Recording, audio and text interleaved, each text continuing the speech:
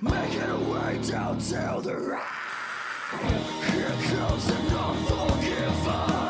Here comes the hillbilly monster. Dominated the world of dark souls. Even ran out of things to kill. So that she became a big time wrestler. Yeah, kill everyone that ever tried to stop her. This is it to do with thine. Making a way down to the right. Here comes an unforgiver.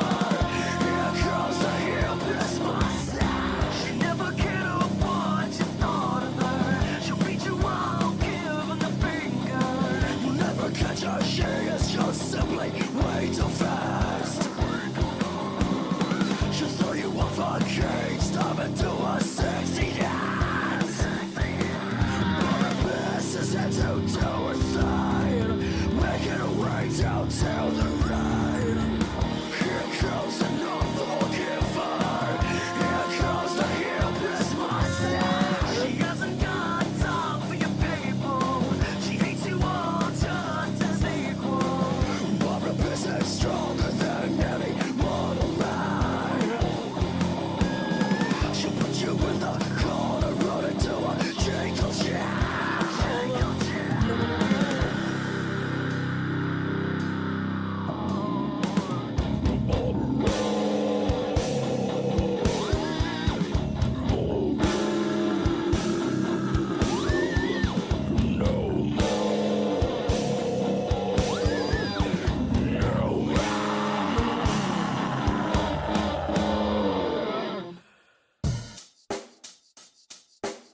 Check the mic and make sure it sound right, boys.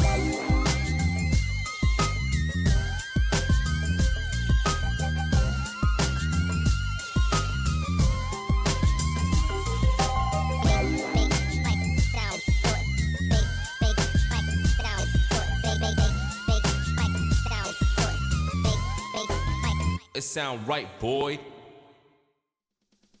We're here. Hello, everybody, and welcome to BENXT. Hello, PlayStation Nation. Hello, PlayStation Nation. We're here. It's BENXT time again. Hi, Stephen. Ben, my dude, how are you? I'm wearing How my was birthday your shirt, day? Stephen. I'm wearing it. It's Wednesday night and you know what that means. It's BENXT and the peace time. Hope you're having an awesome day, my dude. Thank you very much, Stephen, for the blips there. Appreciate it. Hope you're having a lovely day as well. Thank you, everybody, for your subs and resubs during the intro there. We'll just quickly go through those. There was one, I think, at the tail end of yesterday that I may have missed off. The Pokemon stream. Hyper Narcissosis subscribed with Prime. I should do the wet stream thing, shouldn't I? I don't know if I can go wide here. We might have to do that in a minute. Either way, thank you very much for the subscribe with Prime. I really appreciate it. Welcome to the thickness. Similarly to Three Cats in a Dressing Gown. Impressive dexterity from you. Thank you for the subscribe with Prime. Welcome to the thickness. Mascot 5. Hell yeah. Ben Potter birthday shirt time. Thank you, Steve. Thank you for the blips and thank you for the shirt as well. Very, very fashionable. But yeah, it is black. It's a bad day to be wearing black clothes. It's pissing warm.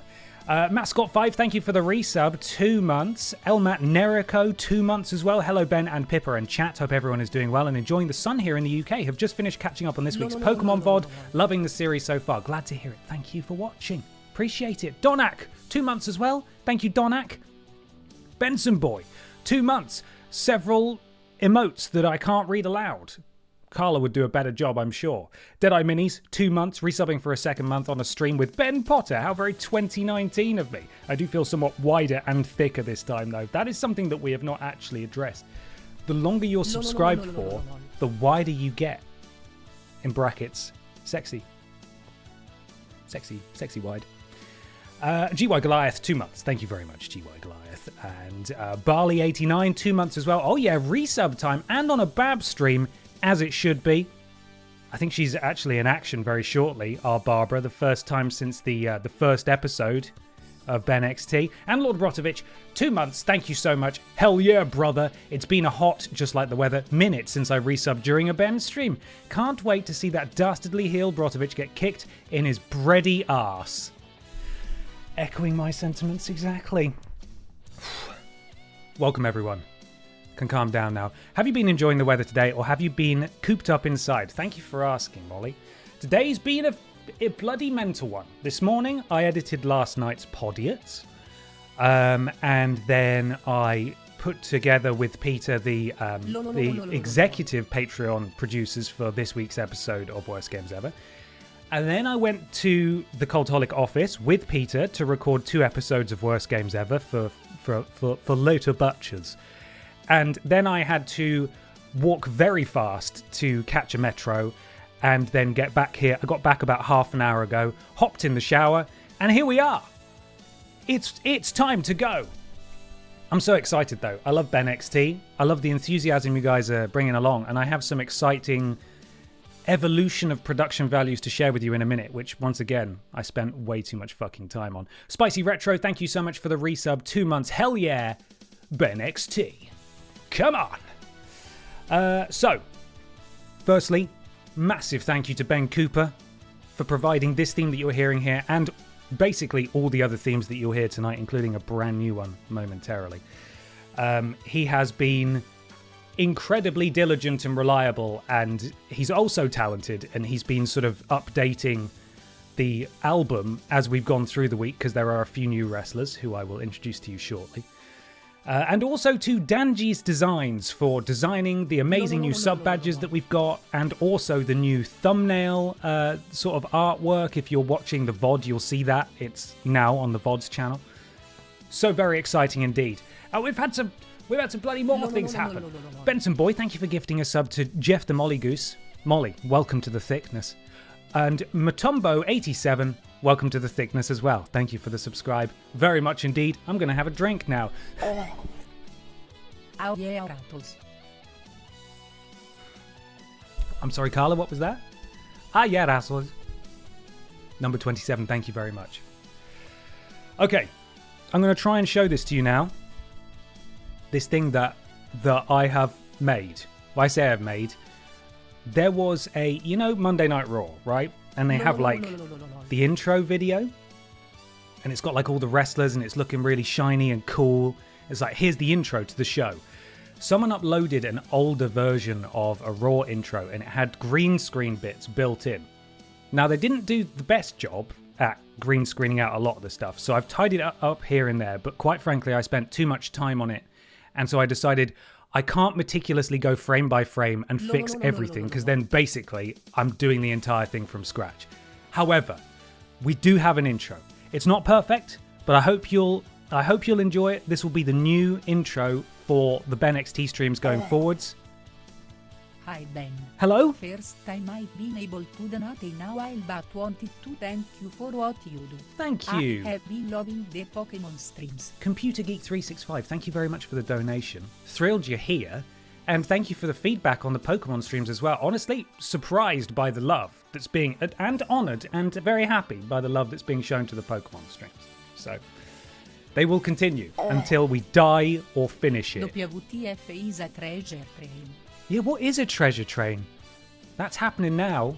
It's because of your generosity, that treasure train. Thank you, everyone. Chiricharu, thank you for the resub, 2 months. And Hayward89, thank you for the resub as well. Thank you to both of you.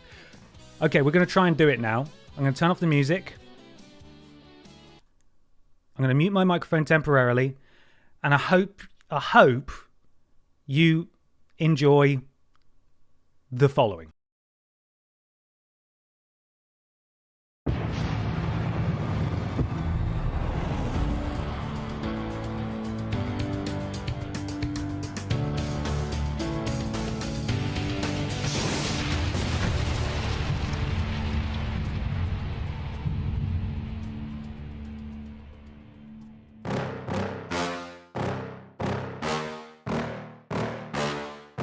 Yeah. Please tell me that I can't, that I won't, that I fail, that I'll never make it out, yeah.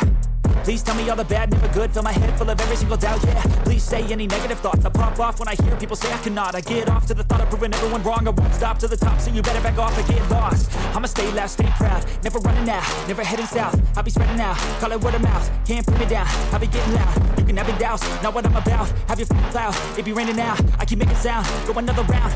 I'm legend bound, can't stop me now.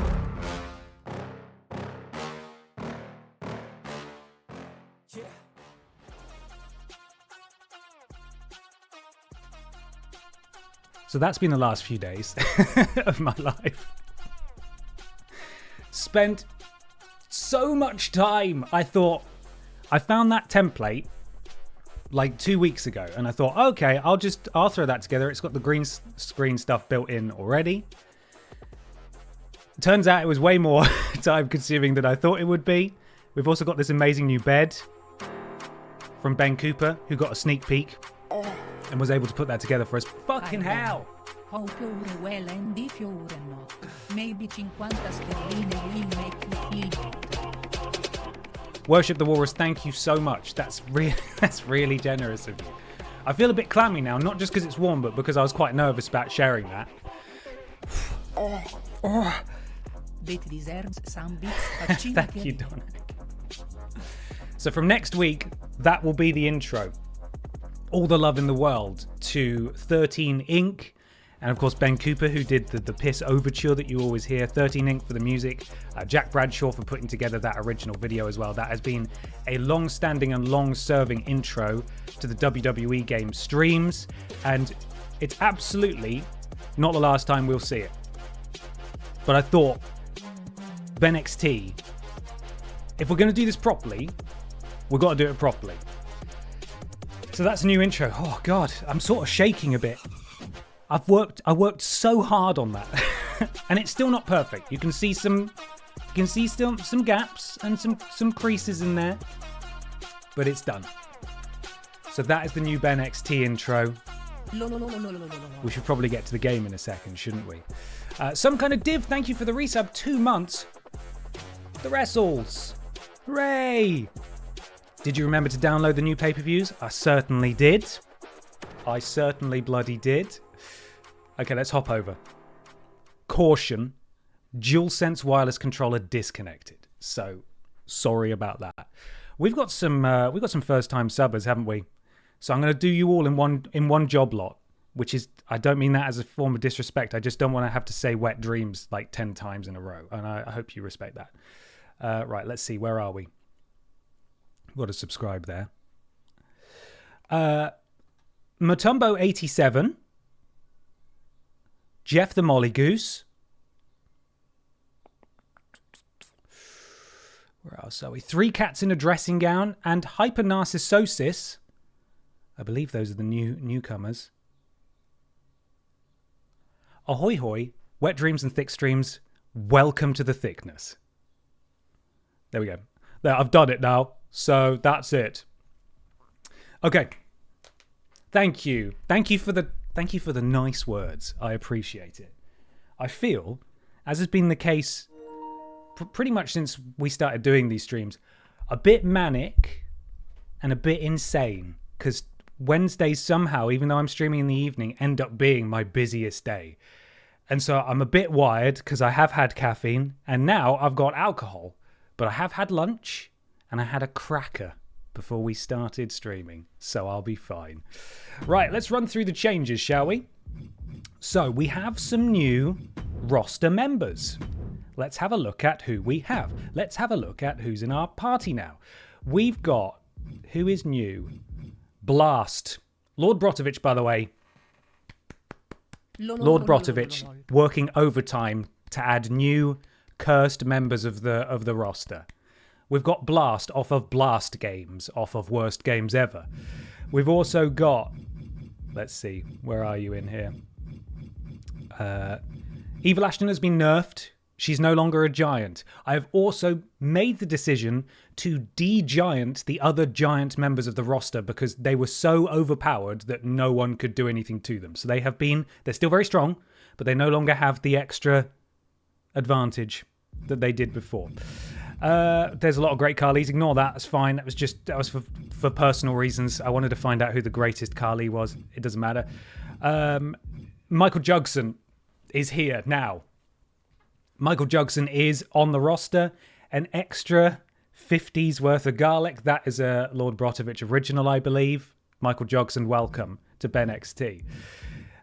Who else have we got in here? Senior Joe on the roster. Making that metal arm was kind of hard. That's Samoa Joe from WWE 2K20 where he gets that metal arm. Then we've also got Ex-Budden, who was there last time. Okay, so I think those are our new roster members. But very excitingly, we now also have custom pay-per-views. So we're still working through this pay-per-view at the moment.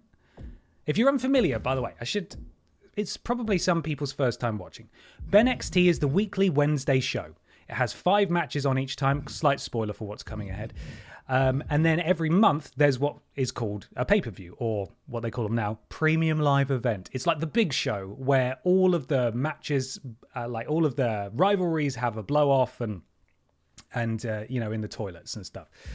So this is obviously a default WWE one. We've got Billy in the Bank. Not many matches on Billy in the Bank at the moment. We've got BENXT Scandalous. Bash in Berlin that's it. Jump Scare Jostle. Survivor Series War Games that's one as well. BENXT in the Mod Basement as well. We've got the Reboot Rumble, Elimination Chamber, and then we've got 2 nights of Walrus Mania in April. So, has Anna Logistic been made? No, Anna Logistic has not been made, but we'll definitely have to go in a team with Blast. So now we resume where we got up to. Now, you may be wondering why there's only 3 matches here. It's because when I added the new roster members and when I added the new pay-per-views, the game got confused and it basically rebuilt the card for Clash at the Castle, even though we'd already played through most of the matches. So these are the 3 matches that remain. Hannah Montana versus Commander PIS in a backstage brawl. They have been in a feud for ages. It's gonna happen. This is the end of the feud. Then Carla and Santino Marella challenge Pau Musek and Wet Boy for the Tag Team Championships in a ladder match. That could take 6 years, reasonably. And in the main event, Barbara Piss looks to ascend the mountain when she challenges Grimace for the BENXT Women's Championship. So some big matches to kick things off. But we're going to start with this one. There will be an opportunity to wager your channel points in just a moment in the chat. So make sure you do that. And you vote for who you think is going to win. Gamble responsibly. Also, gambling is bad. Hello, Roger Games. I am well. How are you? Billy is still trying to be a parent. Yes, he is. He is. Can April be a pay-per-view? Great suggestion. Although Walrus Mania is in April, so I don't know. Maybe Ann Horse, roster member Ann Horse, will get to feature prominently. We'll see what happens in the next few months of BENXT, I suppose. Some kind of div, thank you so much for the resub. 2 months. The Wrestles, I may have already read you out, I'm not sure. Either way, Rich M. Waters, thank you for the resub as well. 2 months. Twoot. Twoot. Okay, predictions are open. Wager them now. I've got my music list ready. I don't think, if it's a backstage brawl, they actually have an entrance, so I think we're going straight in. I have no idea how wrestling works. In a backstage brawl, I don't believe you have to be pinned to the floor for 3 seconds to win. I think you just have to knock each other out. So they actually are just going to beat the shit out of each other in a warehouse, I think. So that's where we're going. We will call this the culmination of the feud. This is where it's going. Walrus Mania was in March on the calendar. Well, you know what, Daniel? For paying attention and calling me on my BS, you get banned. So, sorry, you don't get to... You're totally right, though. We could still do in April. Hello? The Queen has arrived. Pippa? Oh, she's hiding out of view. There you are. You going to come and say hello? Yeah. See, I got you now. Gotcha. Oh, that's nice. Thank you for the squeak. Here we go, everybody. When the action takes place, fight. The scenes, anything goes. And they are off. Chairs, tables, broken windows, that doesn't look very safe there. Commander Piss sent face first into that metallic flooring. We ain't seen nothing yet. I just hope they stay away from my rental car. You should have ponied up for the insurance, you cheapskate. Probably need to turn down the game, don't I? There we go. Oh my god! I think they're just getting close enough for the lift for the lift to keep opening. Catches the leg. Massive clothesline from Commander Pierce. Drops Hannah Montana. Now a reminder, Commander Pierce is not the same as Barbara Pierce. They are going into the lift. And here we are. We are now on level 1 north. Big right hand from Commander Pierce, who, I don't know what they're doing. I think they're a bit confused by the entrance of the lift. Oh dear. It appears the AI has broken. Oh! She's letting her opponent know in no uncertain terms Barbara's the gone back time up to the get lift. ready to taste Now she's the coming beast. back down. Hopefully this will break the cycle. And they're off again. Commander Pierce, big right hand, big left hand. Hoists up Hannah Montana, who slips out the back. Pushes her away. Hannah Montana grabs a fistful of hair, and Commander Pierce is sent bouncing off whatever that is. That floodlight. Ooh! I don't know what that was. Catty Karen, thank you so much for the resub. Happy 2 months, my dude. Lol, lol, lol, lol, lol. And to you, thank you. Oh, Jesus! Commander Pierce tossed on top of those storage containers there. And what is Hannah Montana going to do now? Ooh, she's teetering. Oh my god, the knee strike sends Commander Pierce tumbling to the concrete floor. It's been a bit back and forth, but I think it's fair to say that Hannah Montana is fully in control here. Commander Pierce has just not been able to get a win. I don't even know why this feud is happening, really. It's been all Montana since this feud began. And now Hannah Montana has a shovel. And she's picking up a lot of speed. Oh! Punched out of the hands of Montana by the fists of fury that is the Mass Effect icon, Commander Pierce. Backbreaker to Hannah Montana. And what is Commander Pierce going to do now? Marches her over to those storage containers. And it's Hannah Montana now who's tossed on top of the containers. Commander Pierce lifting up Montana. Big left hand. Big right hand. No, a counter. What a counter. Hannah Montana back in control here. Caught in a bad spot. Oh, God. Oh, the shoulder breaker. Limits as this area may be, they are Now, clearly I see making Commander Pierce themselves doesn't at have home here. tattoos. Exactly. Different person. Completely different person. Got them off their feet here. Hannah, I think... Oh, God. Look at the damage done. Look at the damage done to Commander Pierce. That full red body there.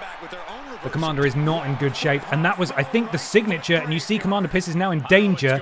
Hannah Montana looking to finish this. Going for the finisher. This could be it. No answer from Commander Pierce. And that is it. Hannah Montana has won. It's as simple as that. That is basically the way all of this has gone so far. Is Commander Pierce ever going to get a win? Ever? After a recent match on the big stage, Hannah Montana emerged victorious over Commander Pierce and caused her opponent to drop in the power rankings. It remains to be seen if Commander Pierce will be able to recover their standing. This is Hannah Montana's theme tune, by the way. The best of both worlds indeed. Congratulations to those of you who backed the right horse here. And yes, I'm not controlling any of these. It's all AI, CPU versus CPU. Be a bit biased otherwise. Oh, Biskeith! BENXT is becoming my favorite Wednesday hobby now. Love all the effort you and everyone have put into this beautiful experience. Gets better and better each week. Love the new intro, by the way. Keith, thank you. I really appreciate you saying that. Because I'm going to be honest, when I'm sat here for hours tracing a pretend city over the course of 7 frames of a video to accurately cut it out so that the Fisher-Price car can be green screened in, I do question what I'm doing with my life or why I'm doing this. But it's lovely to hear that it is appreciated, and I'm glad that you enjoy it. Thank you very much for the donation. And obviously all the hard work of the people who created the shows, the wrestlers, and of course Ben Cooper for all his work on the music as well. Right, it is tag team title time. The team of Santino Morello and Los Pokehermanos. No, versus Los Pokehermanos for the BENXT Tag Team titles. It's a ladder match. This could take a while. We'll see what happens.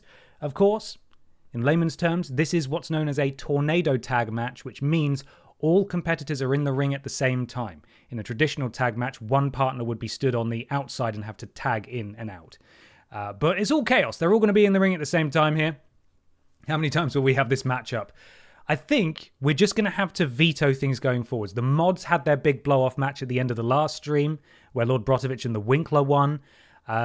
Let's just say this is the end. If these two face each other again, we're gonna veto it. We're gonna change it and give another team a chance. So there we are. I think this is round 27 or 28. Right, get your predictions in, everybody. It is time. It is title time. Wetboy, Palmusek, Carla, and Santina Morella for the BENXT Tag Team titles. I'm just finding the music that I need. Where are we? There it is. Here we go. Oh, no music, you buggers. They're in the ring already. They're doing it. So vital in a tag match. No one knows that better than the champions. I look for them to come out of the This game hates letting me play amazing music. The champions, of course, are Los Pokehermanos, Palmusek and Wetboy. Santina Morella Lol, Carla and Santina Morella are two-time BENXT Tag Team titles. It is the championship that's been defended basically every week on BENXT for some reason. I'm not sure why.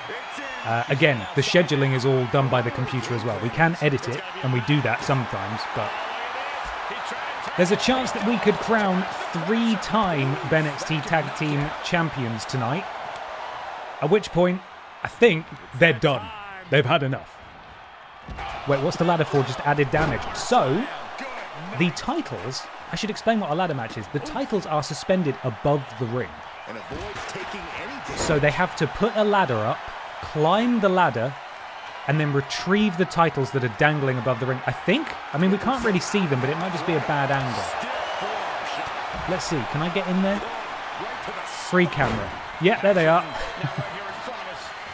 Oh, cheapskates have left half the bloody title off because they know we're not going to look up there. Anyway, how do I go back? Okay, we're sorted. There we go. Yeah, they are hanging up there.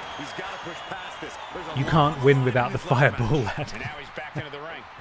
Is the information of the champions and whatnot being saved anywhere? I believe Trailing Badger is keeping a record, but also I think the game does keep track of that as well. So there is a record in game. However, the way we crowned the first champions was a bit wonky, especially for the tag titles, because we had a battle royal, which means everyone in the ring at the same time. If you get thrown over the top rope, you get eliminated. And it wasn't a proper tag match, so we just awarded the titles in the settings menu, so it didn't count as a win. But we can work that out. It is all being tracked. Hey Ben and everyone, time for some BENXT awesomeness before tonight's banger Dynamite in Mexico. Ben, I must ask, since you're a FromSoft boy, what are your thoughts on Nightwing? Oh man, you should have been there for my complete philosophical meltdown that I had on a Mass Effect 2 stream when we had a whole conversation about Soulsborne and things like that. The short story is that while it is technically a Soulsborne title, or a FromSoft, what am I saying? A Souls-like is really what I'm trying to say. A Souls, even though it is a Souls-like, it is still different enough from traditional Souls-like that I am not interested in it whatsoever. And I also have sort of dropped off Elden Ring as well, having not really been that interested in, and indeed have not played Elden Ring, the big expansion. You know the one, that one. Shadow of the Erd Tree. So, yeah, there we are. God, it seems to be going all Los Pokehermanos' way so far. Look at the blue bar here is their progress towards their signature move, and when they do their signature move, they get a finisher that goes here, and obviously these two are very powerful moves. And while the aim here isn't to pin your opponent, if you can keep them down for a long time, it will give you more time to climb that ladder and retrieve the titles and win the match. So, Being placed in the corner here. Being placed onto the top rope. Carla now climbing the ladder very quickly. Palmusek is going to stop that by, I think, just pushing the whole ladder over directly into his partner's face, who is unfazed, and that's fine. Palmusek going to do something fucking mental now. What are you doing, you mad bastard? Oh, a counter from Santino Marella, very timely as well. That could have been disastrous for the Italian team. And now Santino, not looking to set up the ladder to climb it, but rather use it perhaps as a weapon. Santino, though, just going for a little power bomb there. Wet Boy there you see in the top right. What's Santino doing here? I think it was a miniature wet nap, technically, just a little headbutt. And Santino does have his finisher now. What's he going for there? He has got a chair. Santino Marella has a chair. He has sort of whiffed it a bit there, but he is definitely making contact. And you see now that Palmusek is stunned and will not be able to respond until that bar goes down. But now Santino's looking for his finisher. And he's doing it. That's the mandible claw. So that is a full-on hand in your mouth. Nobody wants that. That is traditionally a maneuver that an opponent would be expected to tap out to or submit. But of course you cannot win this type of match that way. Still though, a knee to the temple will do just as well. Wet Boy looking to do something pretty dangerous here. He got most of it, I think. Carla sort of rolled out the way. Santino's going to take this opportunity, though, while Wet Boy is distracted and Palmusek is down. Wet Boy realising what Santino's trying to do, and he is going to cut him off there and drag him down. And now it looks like the two partners have exchanged foes. Snap suplex there. And it looks like Santino Marella is doing an airplane spin on Wet Boy there. Where is the Slim Jim table to turn the tides? I mean, that's what I'm thinking.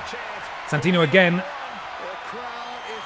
trying to grab that title. Oh, and that's a bad landing. I think his lower back caught the edge of that table. And a beautiful maneuver there. A springboard moonsault from Palmusek. Carla, seeing that Palmusek was about to grab that chair, cut him off. But Wet Boy is there to level Carla. Could be getting into a dire situation soon. Carla is out. It is now all Pokey Hermanos in the ring. Palmusek decides that that's not good enough, though, and decides to just attack Carla, even though she was no threat whatsoever. Wet Boy looking to do something bad. He's got his signature and his finisher. What's he looking to do here? I think he's going to get it. Oh! Managed to dodge out the way, did Santino, and what's Santino looking to do here? Sends him into the ropes, bounces back, and look at that beautiful arm drag. Levels the water/fighting type Pokemon. The ladder is up, but there's still two men in the ring. Oh, Wet Boy! Presumably that is his finisher. Santino is down and out, and thankfully Carla was there to prevent Wet Boy from climbing the ladder for her team. Standing Spanish fly there, as the commentators said. And Carla with two Pokey Hermanos looking dead ahead, and Wet Boy playing spoiler again. Massive counter. Oh, look at that European uppercut from Santino Marella, who quickly makes his way to the top turnbuckle. Oh, goodness. I don't think that was meant to target Wet Boy, but it bloody did. Both Pokey Hermanos are down. Santino has a chair. He needs to deal with Palmusek, and he does. Chair to the head. Carla is back in the ring. Carla setting up the ladder. If Santino can play spoiler here. Oh no, it seems there's been a little bit of a miscommunication there. They were both trying to target the same person, and now Palmusek is free to just climb the ladder. All on his own. Santino there. Oh no, a counter from Palmusek. This could be a retention here, but no, Santino is there. Back to drag him down, and the running drop kick there, the basement drop kick. And I think, what is Santino looking to do here? Has he got a finisher? He does have a finisher. Bloody hell, I don't think I've ever seen him do that, but he does drop Palmusek. Wet Boy is back to his feet, sees Santino climbing. He's getting a bit confused, and I think that ladder's going to go over again, annoyingly. And this is why ladder matches take fucking ages in this game. Santino appears to have been absorbed by the ladder, unfortunately, at this point. Look at that beautiful DDT. She should probably stop Pal Musek from hitting Santino with a chair, but decides not to. She leaves the ring, she gets back in the ring, and she gets hit on the head with a chair. That is unfortunate.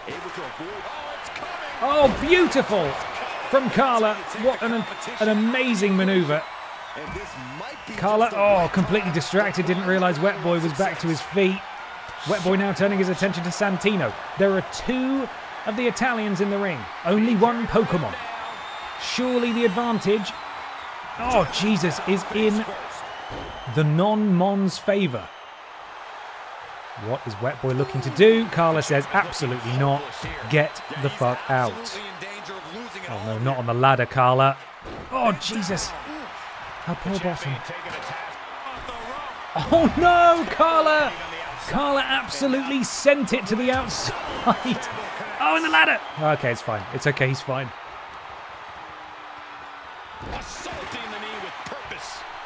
Hello, Leon. How you doing?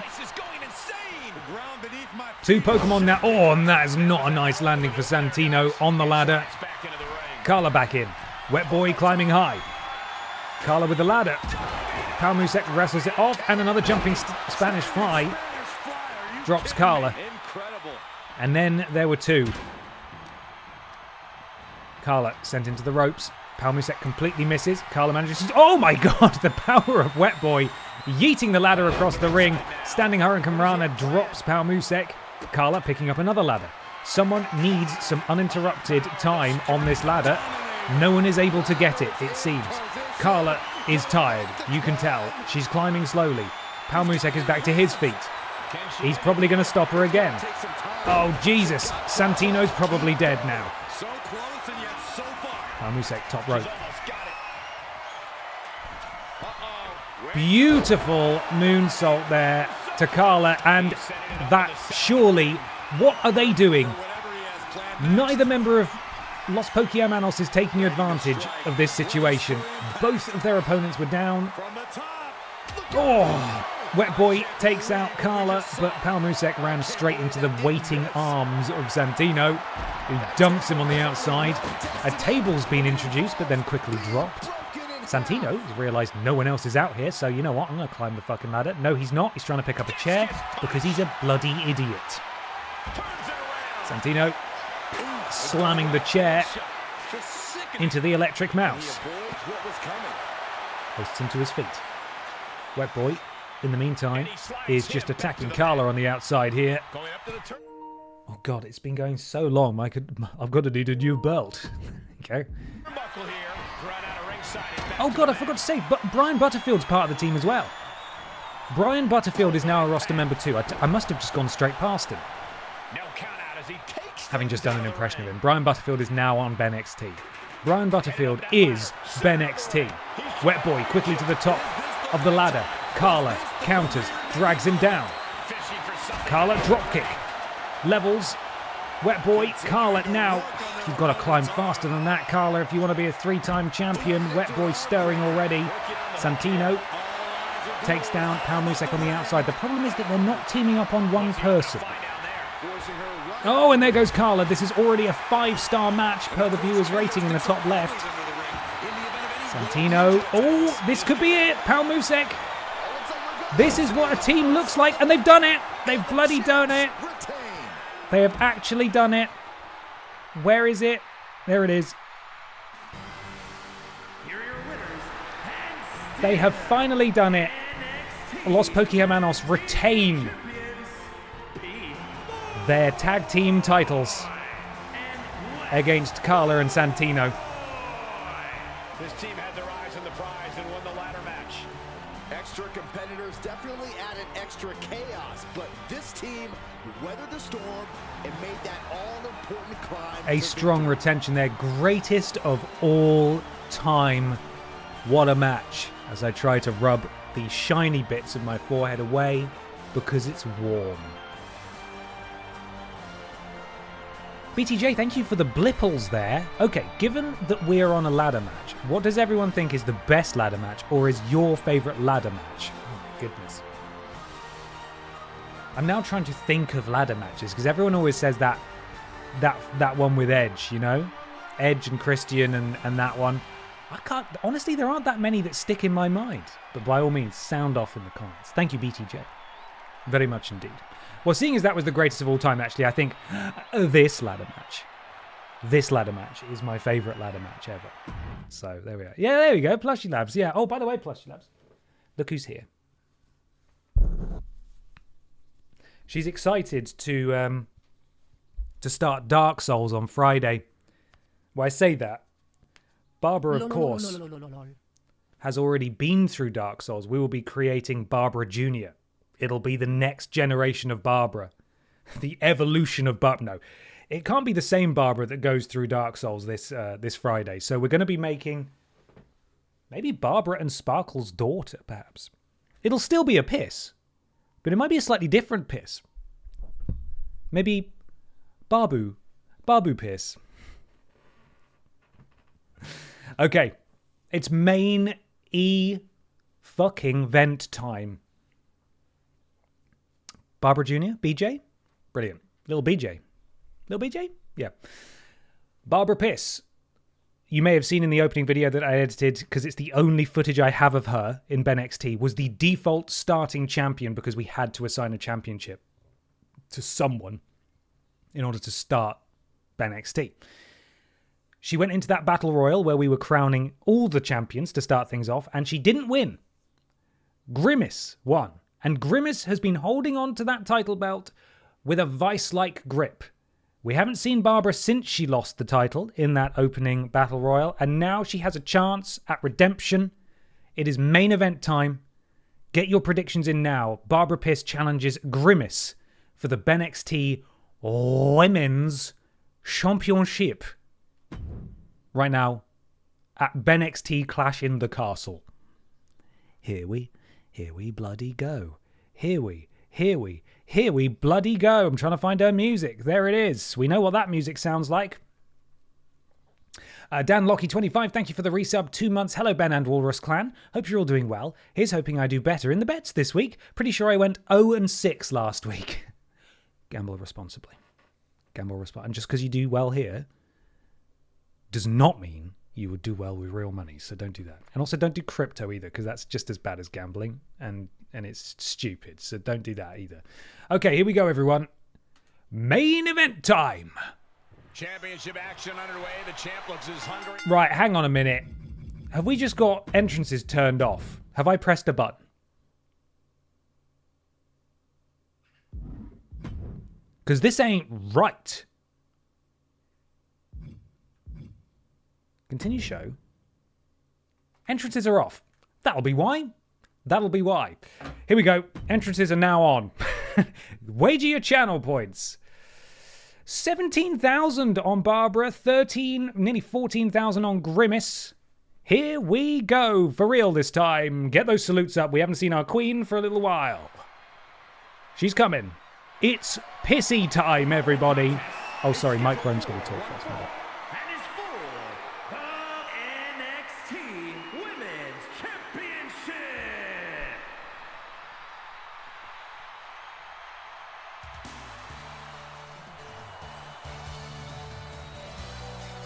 It's a big-time opportunity, Byron, as the title will be on the line here. Forgot she had this entrance. Judging from the response on social media heading into this match, we're likely to see a new champ crowned here tonight.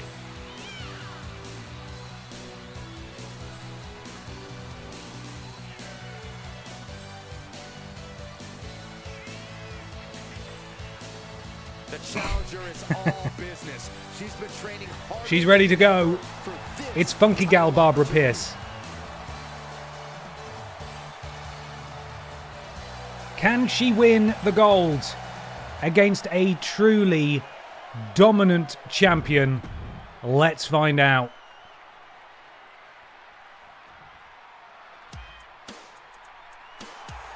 Here we go, gentlemen. Huge title match coming up, and a huge opportunity for the champ to prove to everyone that there truly is none better in all of WWE right now. Have you nerfed Grimace? Said at the beginning, Grimace has not been nerfed. Well, technically she has. She's had her giant status stripped. And for context, as we discovered, if you set a wrestler as a giant, they have an entire additional damage meter. And even though they're really slow, it seems no AI opponent, no matter how fast, no matter how buffed. We buffed Pippa the cat, right, so she could get a win. And Grimace just killed her, murdered her, because giants are so overpowered. So we've gotten rid of that. It's all about the BENXT Women's Championship. Now for the introductions with Michael Rome. Introducing the challenger from Newcastle upon Tyne, England, Funky Gal Barbara Pierce. She's here. and her opponent from Mount Olympus, the NXT BENXT. Women's Champion, Grim Grim Ace. There she is. As horrifying as she is dominant. The champion thrives. Here we in go. these situations. All to play for. Pride in This is heart for will be not all tested. the marbles. I hate it when wrestling commentators say that. That's not true. It's for one of the marbles. Ben, will you ever dual stream on Twitch and the VODs channel? I don't think so, no. No. I don't really want to... I feel like things on Twitch are going great, and I'm really happy with it, and I know it's allowed, but I don't really want to jeopardize it if I don't have to. Not that really there's any potential jeopardizing going on. K Alltop, thank you so much for the resub. 2 months. Has it only been 2 months? Wow. Feels like I've watched Ben for years. Thank you very much, K Alltop. A dominant early start from Grimace. Barbara, though. Oh, no. That's a big knee to the face of Piss. No, I'm not going to co-stream on Facebook. Remember when we did that for 5 minutes? And then the software broke and we never did it again? Please don't remind me. Oh my god. Oh. You've got to... I don't think we've said this actually because it's something we discovered. So I've got to pause it to tell this story because I've got to focus. So you remember TripleJump, right? You remember that place I worked for 6 years? Yeah, 6 years.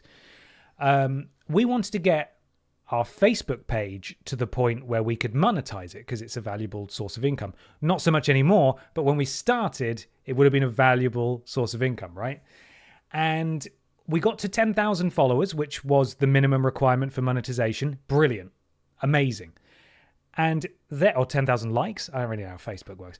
But then it said you needed some obscene amount of watch time on your videos to also get monetization. We're like, well, how the fucking hell are we going to do that? Because you need to do it within a certain period of time, like a month. You need to get so many hours.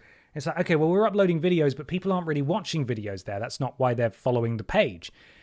And that's why we started co-streaming, or we wanted to start co-streaming, because that was the whole point, was to pump up those numbers. And then literally, like 3 weeks ago, we passed the threshold to get monetized on Facebook. We did it! We finally did it, everybody! Hooray! You can't fucking write it, can you? What a bastard. Needless to say, we hope you look forward to watching monetized content on the Facebook page. No, it's done, isn't it? So, it's just, what are the fucking chances, right? It's so bloody typical of the internet, isn't it? Anyway, back to our regularly scheduled content. Grimace fully in control. Barbara Piss has not got an answer in here. Lifts her up. We're doing sidewalk slam. We're doing backbreaker. It's a backbreaker. Oh, and she's going for another. Oh, we don't often see Barbara Piss Grimace handled like this. Into the cover goes Grimace. Kick out of 1 for Funky Gal Barbara Piss. Grimace still in control. Shut up, Byron. I'm doing it. Oh, the rolling forearm strike, and Barbara is down again. A stamp for good measure. And now the power of Grimace hoisting her up. Gut wrench suplex there, or gut wrench powerbomb, I should say. Beckoning Barbara to her feet. Right hand locks up again. Barbara really needs to get a counter in here. Hoists her up. Dumps her straight onto those steel cables. She's getting mitten handle. Oh, Grimace, you shouldn't be up there. Barbara, no! The gigantic purple elbow to Barbara. Can anyone stop Grimace? Grimace is no longer a giant, and still another rolling forearm to Barbara. Barbara crawling. Barbara desperate to get anything in here. Grimace again showing her power, dumping Barbara onto those ropes. This is hard to watch. Grimace can't be going up top again. Grimace! Oh, and Barbara gets out of the way, and this is Barbara's opportunity. She is powerful, she is capable, she's strong, and she's stable. Wrenching the ankle of Grimace. That's going to be very important. If you're as big as that, you take out a leg, it's going to be almost impossible to do anything driving the knee into the canvas. Barbara jumps off. Big splash. Bab's attire is amazing. Thank you. We decided to go with a different route this year. We always make her sort of, not sort of the same, but she definitely has a look, and this time we went with a sort of 80s chic. Sort of Barbie's Playhouse. Barbara's Playhouse. It's Barbie time currently. No damage yet done to Grimace. You can't see it. Look, nothing to Grimace just yet. But Barbara is getting there. I know I'm blocking the full body, but you can keep an eye on this bar as well, the red and the green. That will give you a good indication of how damaged Grimace is so far. Barbie picking up a head of steam. Oh, the rolling neck snap there. Barbara very close to getting her signature, and my God, is she good at her signature and finisher. The power pose, the disrespect of Big BP. Grimace wisely rolls to the outside to get a breather. Barbara needs to stay on the offense, though. Can she do it? Right to the kidneys. That's what I was going to say. That kick to the gut, and oh, the jawbreaker from Barbara PIS. So Barbara had her finisher for too long, which means it's just turned into a finisher. Signature, sorry, for too long, which means it's now turned into a finisher, which is a bit of a shame, because it would have been good to hit both of those moves if you were Barbara. But what's she going to do? Is she going to go for her finisher here? No, she's not. Oh my God, and now it's just Barbara showing some dominance. Grimace has her signature though, so it could swing back the other way. Barbara grabbing the champion by the throat. Oh, and a huge uppercut. Oh. Double axe handle. Drops the purple giant. Oh, and a counter from Grimace. This could be the counter-attack that Grimace has been waiting for. She immediately goes for her signature. Oh, look at that pump handle suplex. Grimace now has her finisher. Barbara needs to get a counter here. I don't know if she's going to be able to do it. Grimace handling, just tossing her around. Massive powerbomb. That is the finisher, and this could be it for Barbara PIS. And Grimace has beaten the legend. If there were any doubts about Grimace's title reign, surely it has been cemented now. Grimace has managed to beat the poster child, the franchise, Barbara PIS. We didn't think it was possible. Barbara showed glimpses of brilliance and dominance there, but she couldn't quite pull the trigger on that signature or indeed that finisher when she had the chance. Grimace was able to counter at just the right time. Momentum swung all the way round. And Grimace is still your BENXT Women's Champion.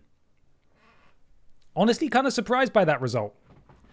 Because we're talking, this is the Barbara PIS from My Rise. This is like 80-something rated Barbara PIS. Everyone else on the roster is rated about 73 to 77. So Barbara has an advantage, and she couldn't pull it off. So those of you backing Grimace probably made a bit of a mint there. But anyway, the beauty of BENXT is that it now continues. We go from the pay-per-view to our regularly scheduled broadcast, BENXT, the following Wednesday. And what matches do we have in store for us tonight? It's Chavo Guerrero Jr. versus Brian Michael Bendis. Peter Austin and Ben Potter with the Winkler versus Steven Seagal and Scandal Penguin with BENXT Original Let's Go. Rules Boss takes on EE Tim. Oh no, that's a promo actually. They're going to shout at each other. And in the main event, it's a different set of competitors, but the BENXT Tag Team titles are on the line again. This time it's BB and Tina off of Napril fame, taking on the incumbent champions, Los Pokey Hermanos. Pretty good show. But first, Chavo Guerrero Jr., or as he's known per the very limited names you can pick from for the ring announcer to say, Charlie Guillermo. Chef's kiss.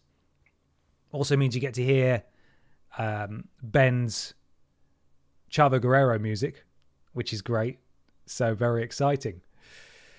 Pinned at the top there, you can download BENXT Volume 1 from Ben Cooper there if you want your own copy of the BENXT music. Hey Ben, what do you think of Goldberg returning? I don't always understand the hate. I grew up liking him, to be honest. I mean, I also grew up liking him. I thought he was really cool. I thought he was really powerful. And I liked to play as him in SmackDown Here Comes the Pain. I think a lot of people's frustration, and I do get it, is that he's really old and he probably shouldn't be put in these title matches. I think people were pissed off when he beat Brock really fast for no reason. And then when he beat Bray Wyatt, I think is the main one. When he came back and he dethroned Bray Wyatt. I think a lot of people, that left a sour taste. And Kevin Owens as well. You know what? Actually, I hate him too. So, I mean, he's not going to win, is he? It's his retirement match. It'll be cool to see him one last time. But I think hate is too much. But a general dislike, I understand. A frustration, I get it. For sure. Okay. Here we go, everybody. Predictions coming your way momentarily. Charlie Guillermo takes on Brian Michael Bendis. Hello, PlayStation Nation. Momentarily. Get those predictions. Oh! It appears these two are in a rivalry. So there will be cutscenes post-match. Here we go. Strong dislike. Sure, yeah, strong dislike. Absolutely. That's fair. Here he comes. Things are about to get good. The following contest is scheduled for one fall. Making his way to the ring from El Paso, Texas, weighing in at 225 pounds. So what's his name? Charlie Guillermo. Good, just wanted to check. The incredible accomplishments, the storied feats of strength, the pure talent of this individual is just astonishing. Wait, did they write Charlie that Guillermo down here. in this reel Yes, he on did air? nearly kill The Undertaker, yeah. Which is impressive for a zombie, but there we go.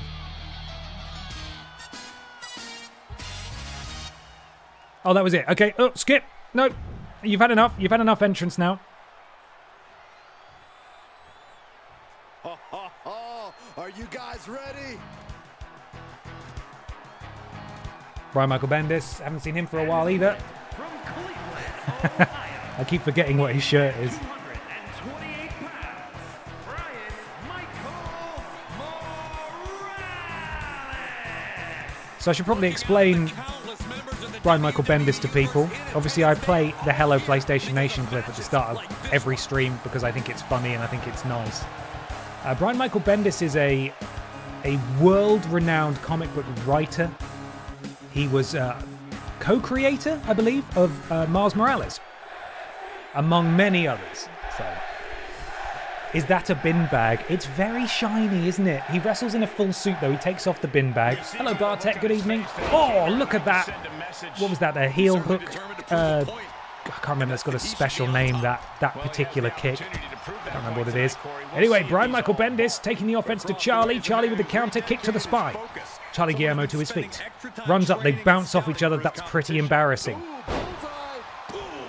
Also, fun fact, Chavo Guerrero, as well as being an accomplished wrestler in his own right, and famously nephew of Eddie Guerrero, and former tag team partner and tag team champion with Eddie Guerrero, is now basically the go-to liaison for every movie and film that involves wrestlers or wrestling. So he was involved in Glow, he was involved in Iron Claw, he was involved in all that kind of stuff. He's great. I like him. Into the cover. Chavo going for an early victory over Brian Michael Bendis. He manages to get a kick out here. Chavo Guerrero, unfortunately, has created no Spider-Man. That's true. Oh, my goodness me. Look at that. Beautiful. Springboard dropkick. Takes out Miles' dad. And then the elbow drop to the back of the neck. That feels like a crime. That doesn't feel okay. Chavo dropkick. Basement dropkick to the side of the head of Brian Michael Bendis. Is Brian going to be able to do anything here? Repeated elbow drops the sort of the hamstrings and left leg of Brian Michael Bendis. It's amazing he can even really get to his feet. Chavo's waiting. And what's Chavo going to do now? Marches Brian. Referee gets out of the way into the corner, bounces him off. Huge chop. And then another boot to the gut. And we are back here choking the life out of BMB with the boot of Charlie Guillermo. This is what gives him power.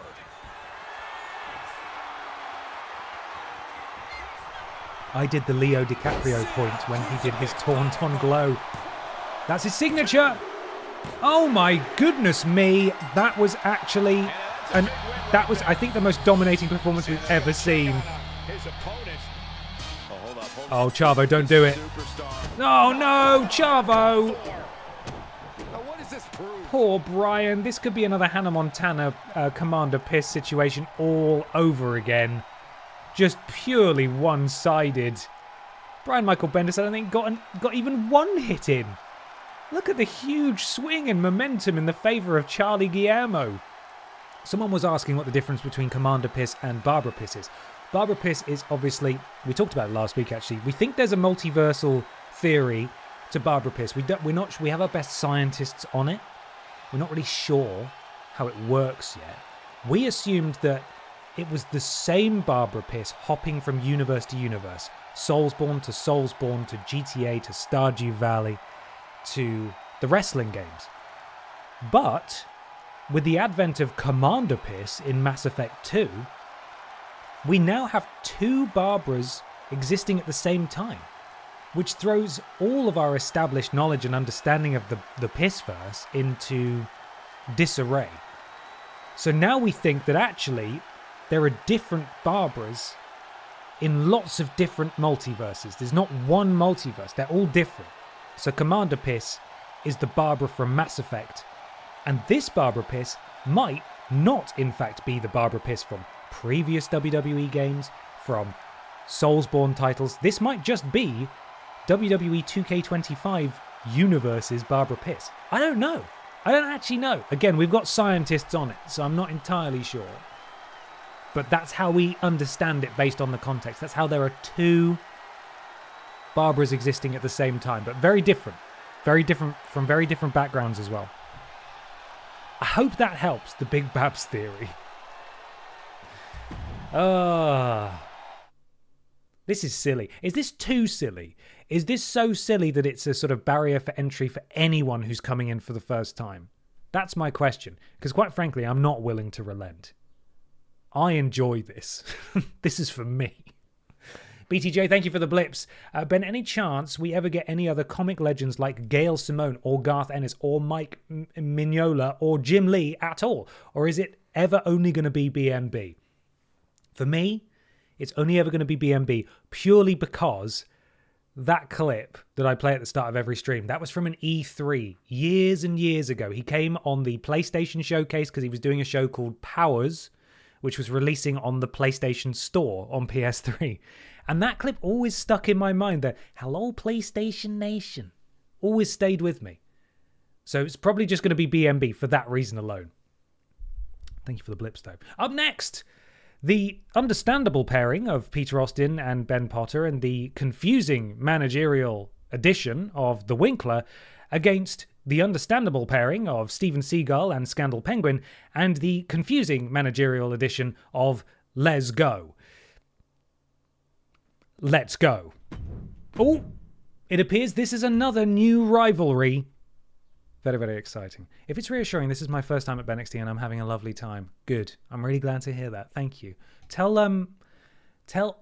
all of your family, all of them. I want you to explain it to Grandma. I want you to explain to Grandma PIS theory. That's your homework. Okay, let me get my music sorted. Should have been doing that already, but I haven't. Ben and Peter. There we go. Throwback music incoming. Throwback to 2 months ago music incoming.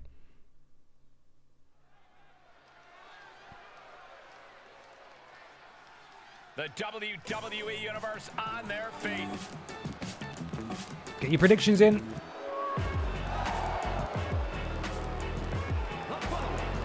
Team redundant.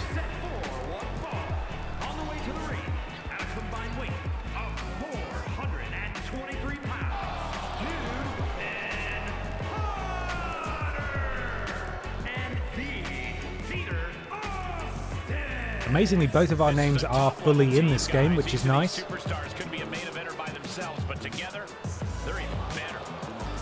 There they are, Team Redundant.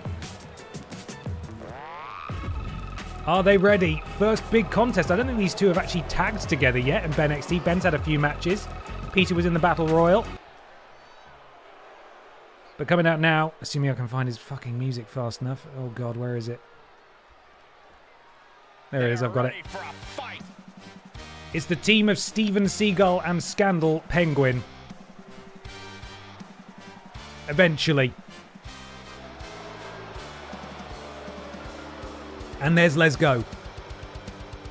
Quite frankly, you shouldn't have more than one competitor. You shouldn't have any competitors with a cape. Edna... sorry. Hope your dogs are inside. Quite frankly, as Edna Mode taught us, no one should have a cape. 2 capes. That's insane. The pretty boys here.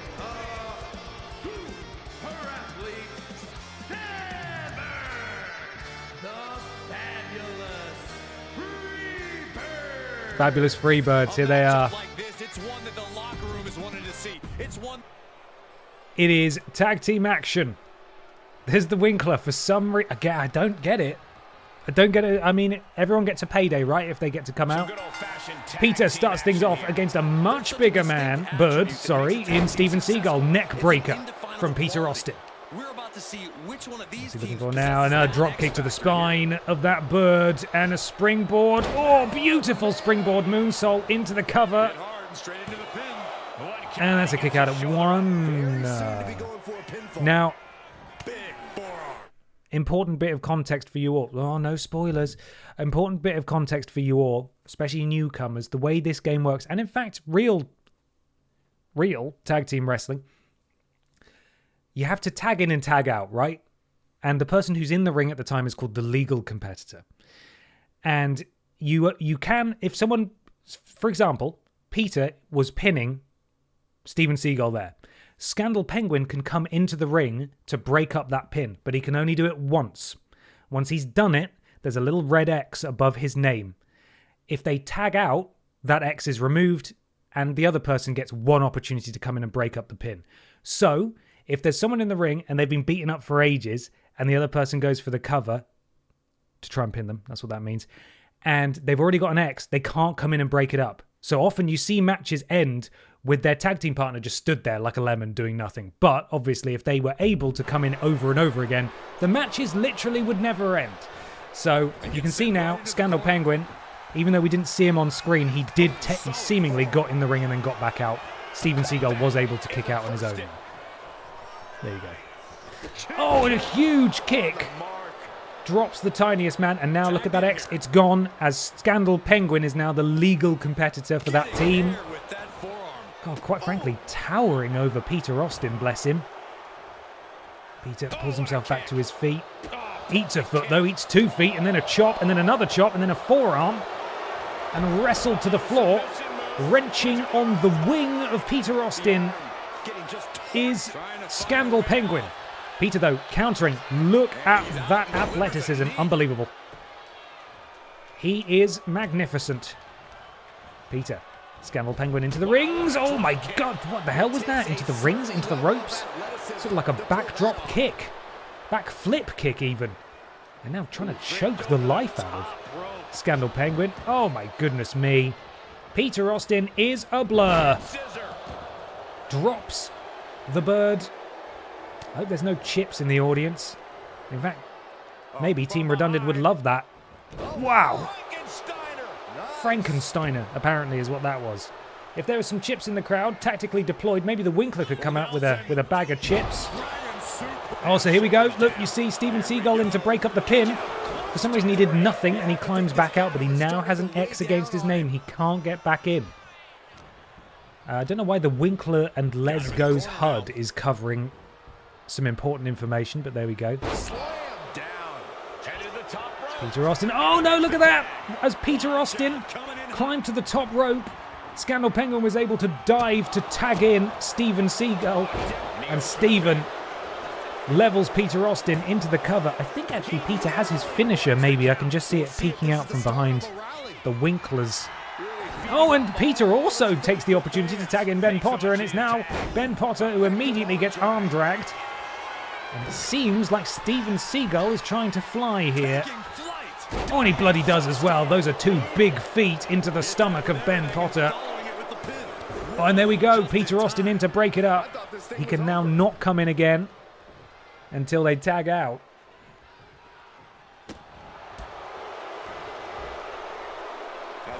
The Winkler would only go for a pretzel in the crowd.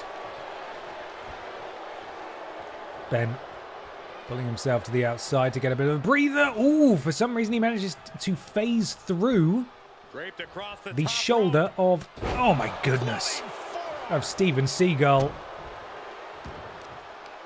And now smashing the arm of Ben Potter into the ground. He's just running roughshod over his opponent. Steven Seagull slams Ben into the corner. What's he doing? Wrenching the eyes. Referee, this is not legal at all. Cannot believe he got away with that, and now just choking the life out of him with that boot. This is a team of two big birds here. The kind of birds you probably saw pictures of in prehistoric books you had as children. They shouldn't exist, and yet they walk among us. A thundering power slam. Not power slam. Oh, and look at that. He manages to dive out. And Peter, with his incredible offense, look at that. It's just a joy to see. Rolls him over into the cover. And a kick out at one. Peter does have a finisher. Lest we forget, however, that Scandal Penguin is able to come in and break it up if he needs to. Peter does miss with that. Has enough time to grab him again. Throws him into the ropes. Oh, that's beautiful. Absolutely decks him. That is his finisher, actually. Oh, Scandal Penguin did come in to break it up, but he wasn't going to get there in time. And now Peter could finish this. Springboard Hurricane Rana. Beautiful. Textbook. And now what's he trying to do? Oh, a counter from the gigantic bird. Oh my goodness. I think shenanigans are about to happen. Oh, the Winkler and Let's Go colliding on the outside. This is hugely distracting to the competitors in the ring and pretty disrespectful. The Winkler's been sent out. Why is the Winkler being sent out? Let's Go is still up. Oh no, Let's Go sent out as well.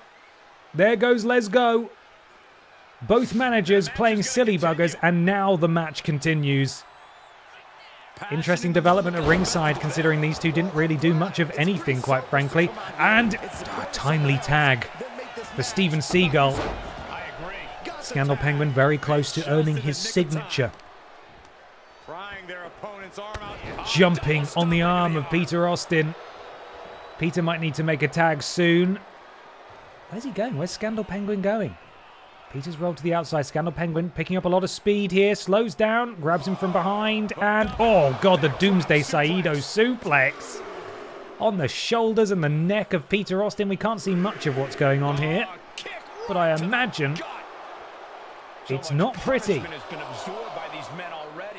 And yet they are still going, still ready for more. I'm looking like I can peer over the top. A counter from Peter. There's a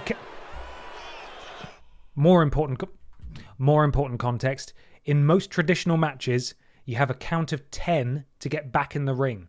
If you're not back in the ring by the count of 10, you get counted out, which is a very boring way for a match to finish. If both members are outside the ring, both competitors, then it's a double count out. Nobody wins. If one person is outside the ring, one person is inside the ring, then the person who's inside the ring wins, but it's sort of like by default, which is kind of crap. They use it in real wrestling shows more as a storytelling device, like, oh, he didn't get a definitive victory. They'll have to settle this in X and X such and such match, and so on and so forth. But there we go. Right, okay. Peter has 3 seconds to get back in. I think Ben and Peter are about to win by count out. Unless Peter rolls back out and then he wins. He will break the count. He's not doing it. Oh my goodness me. That is incredibly close. And somehow Peter... Oh, he absolutely plants Scandal Penguin into the cover. Steven Seagull in to break it up. Hello. Pippa, you horrible bastard. Why? Leaning on the turnbuckle here. Bang! Every single time she has visited my desk this week, she has knocked that light over.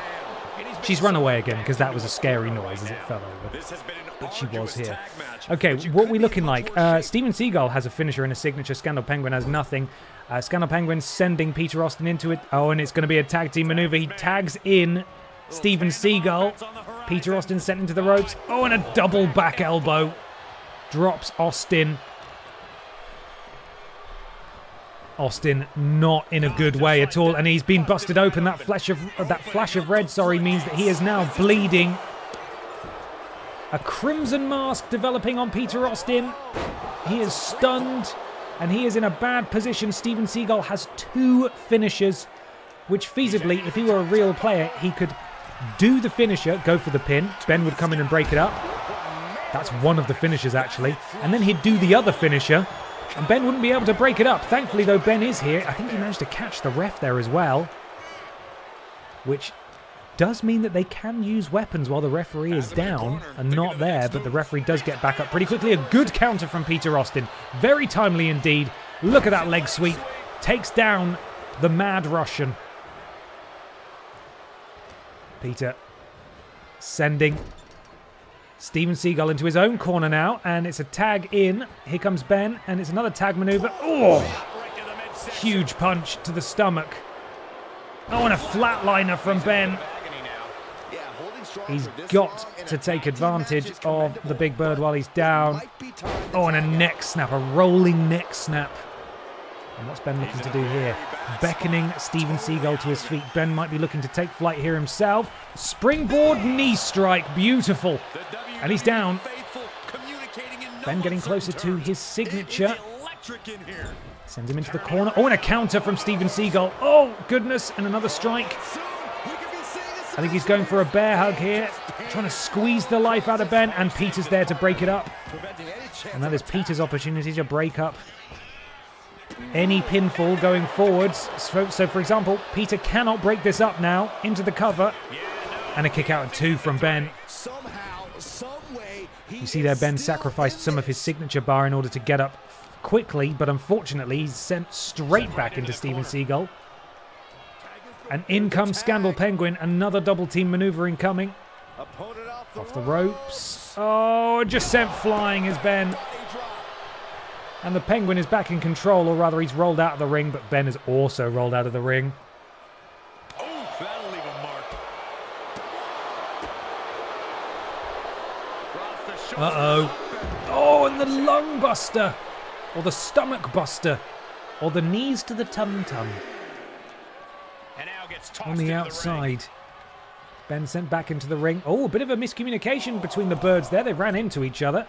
And that gave Ben just enough time to deliver that massive clothesline. And I think, quite rightly, Ben is limping over to tag in Peter. Neither of them are in the best of shape here. The birds, however, are looking much healthier. Peter climbs back into the ring. Oh, and it's another beautiful... Look at that! Incredible DDT from Peter Austin. Springboard moonsault. Is he going to go for the cover here? Peter does not have his signature or his finisher, but Scandal Penguin is getting up there in damage. Oh, just that implant DDT. The beak of Scandal Penguin sticking straight out of the canvas. Peter. Oh, and a counter. Uh-oh. Oh, and that's a Scorpion Death Drop from Scandal Penguin, who decides, you know what, I'm not going to use my signature. I'm not going to use my finisher. Get back in here, Steven Seagal. 4.5-star match so far. Stamps to the stomach. Picking up ahead of steam now. And, oh, a dodge out of the way by Peter Austin. This is Peter's chance. Peter very close to a finisher. He now has his signature. Can he hit it? Standing Spanish fly. That's not his signature. Oh, he's going to tag in Ben. Oh, see, I get it. I understand why, but you really need to push the offense here. Peter has a signature and a finisher. Ben has nothing at all. Clothesline, back elbow, sends Steven Seagal tumbling down into the cover. Surely that is not enough. Oh, and a kick out at 2.999. Ben eats a foot. Steven Seagal playing possum there. He has his signature. Could he be going for it here? I think it might be something significant. Rockabye. Good fucking night. Ben is down. Ben is out. Peter will have to break this up. Steven Seagal has his finisher. If he hits the finisher now and pins Ben again, Peter can do nothing. And it is over for Team Redundant. However, he decides to send Ben into the corner. I want a counter from Ben. That is very timely. Ben plants him on the ropes, launches him off. What's he looking to do here? Oh my god, what's he fucking doing? Oh, Jesus! Look at the body of Steven Seagal in the HUD there. It is fully red. Oh, and a knee strike to the face. Ben has his finisher. Yeah, he could really use a miracle right about now. And now propped up in the corner. But he decides to tag Peter in. Peter has a signature and a finish though. Finisher though, sorry. And it looks like we've got some tag team offense here. Is it going to be a suplex into a splash? That is beautiful. Look at that tag team offense into the... He could win it off that alone. Oh, and a kick out at 2.99 again. Ben, did you actually replicate your tattoo in this, or does it just look very close? This was not made by me. I believe this was made by the very talented Bad Joke Billy. I believe so. And I think I provided some reference photos of my tattoo a while ago. So it's pretty accurate. Yeah. Peter calling for something here. Oh my goodness, that is beautiful. Into the cover. Oh, and Scandal Penguin right there to break it up. Peter, distracted by Scandal Penguin, needs to stay on Steven Seagal. This is Team Redundant's to lose right now. If he can hit this move and pin, Scandal Penguin can do nothing. Leaping Hurricane Rana. Peter, are you going to go for the cover? Hoists him back up. Peter has his signature. He ducks behind. Beautiful. What's he going for? I think he's going for a triple German suplex combo here. This could be it. Spins him round. Into a regular suplex at the end. Peter needs to go for the cover. What is he doing? This defies all logic. Ben is back in the ring. Ben slides out of the ring. Ben, what are you doing? Ben also has his signature and his finisher. It may be that he's just looking to go for something from the top rope. He's really wasting a lot of fucking time here, though. Oh, he hits him with that forearm. That could be it right there, to be honest. What's Ben looking to do? Oh, but he gets clubbed in the back of the head by Scandal Penguin. That doesn't faze him, though. He's still able to keep on the offense, send him into the ropes. Ben swings him round, twists him round. Oh, and a counter. A counter from Steven Seagal. It's the match that will not end. Fight forever.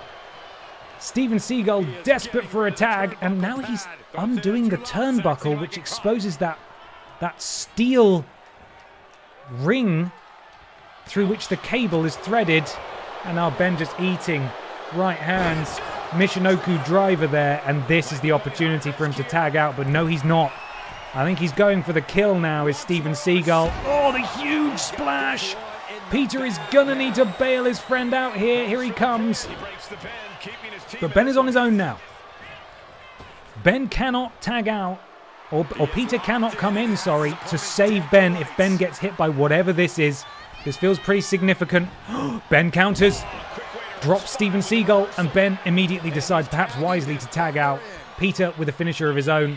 Peter needs to finish this. This is Team Redundant's opportunity to finish this. Scandal Penguin cannot come back in. Ben can come in and break up a pin. Peter plants Steven Seagal. What's he looking to do here? Leaps gracefully to the top rope. He's calling his shot. What is Peter looking to do here? Oh, beautiful, into the cover. This is surely it. 1, 2, and they've bloody done it. What a match. What a match.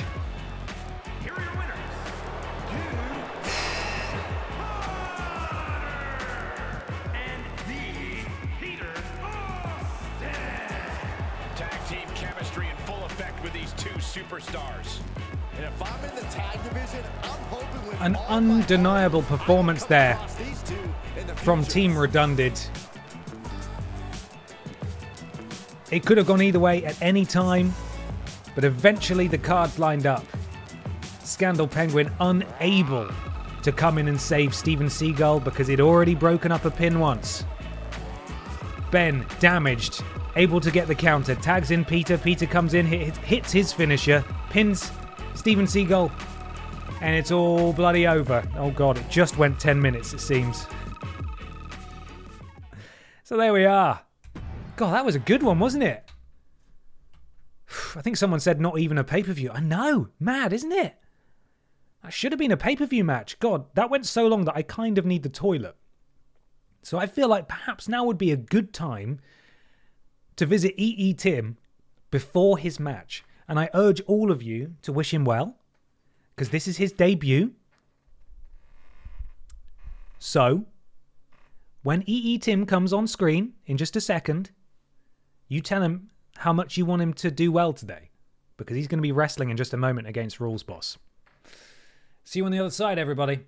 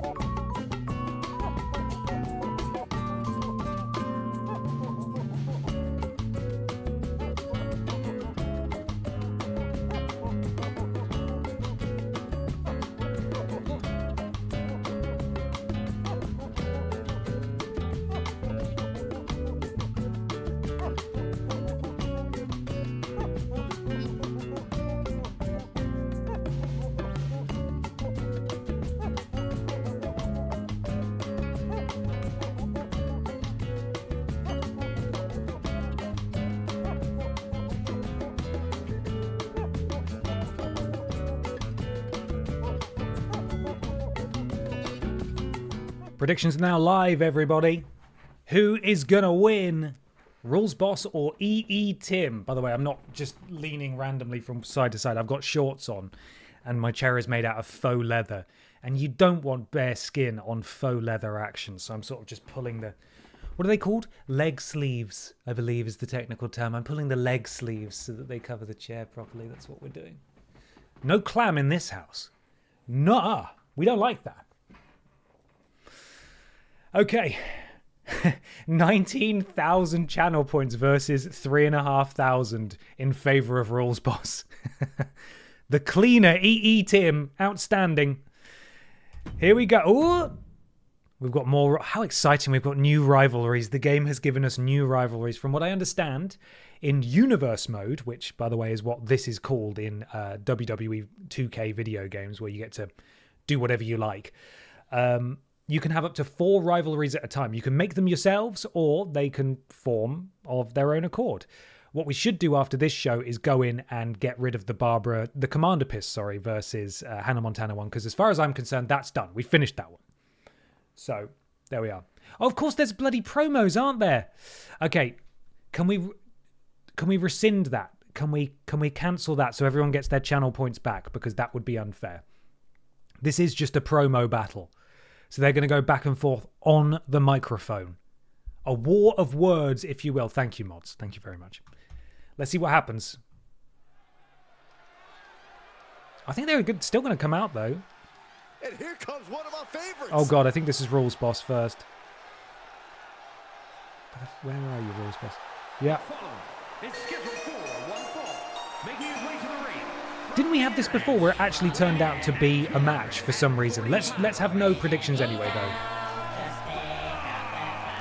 Social media's been buzzing since this match was announced, and I think the competitors plan on delivering on that hype.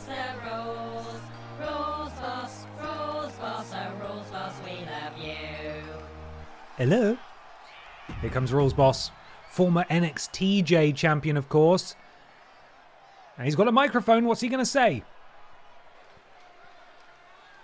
Something with a vaguely European accent. Locker room on notice. I think he's called out the locker room. Who's going to answer, though? You'll never guess who. Who's going to answer his open challenge? I am pumped for this guy.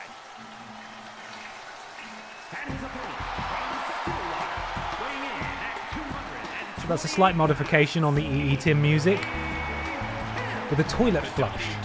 Thank you to Ben Cooper for that inspirational addition. Minutes for this match to start. The countdown is almost over.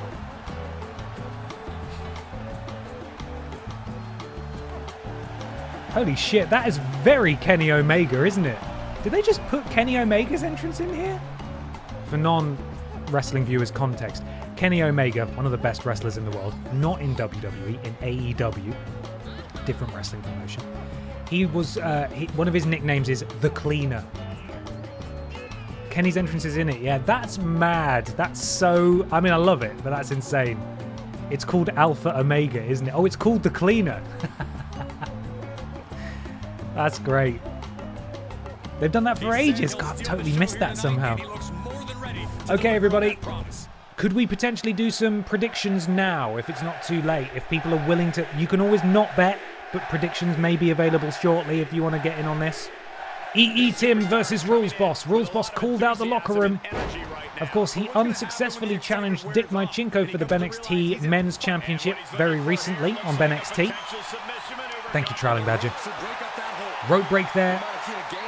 For non-wrestling fans, that means if you're able to get to the rope, to touch the rope, in either a pin attempt or a submission attempt, they have to break it off. It's called a rope break. See, we're all learning. Rules Boss sends EE Tim into the corner. Walks over. Massive chop to the chest of EE Tim, protected, of course, by all that gear there. And a huge belly-to-belly suplex sends him across the ring. You can wager your channel points now. Who do you think's going to win? Rules Boss or EE Tim?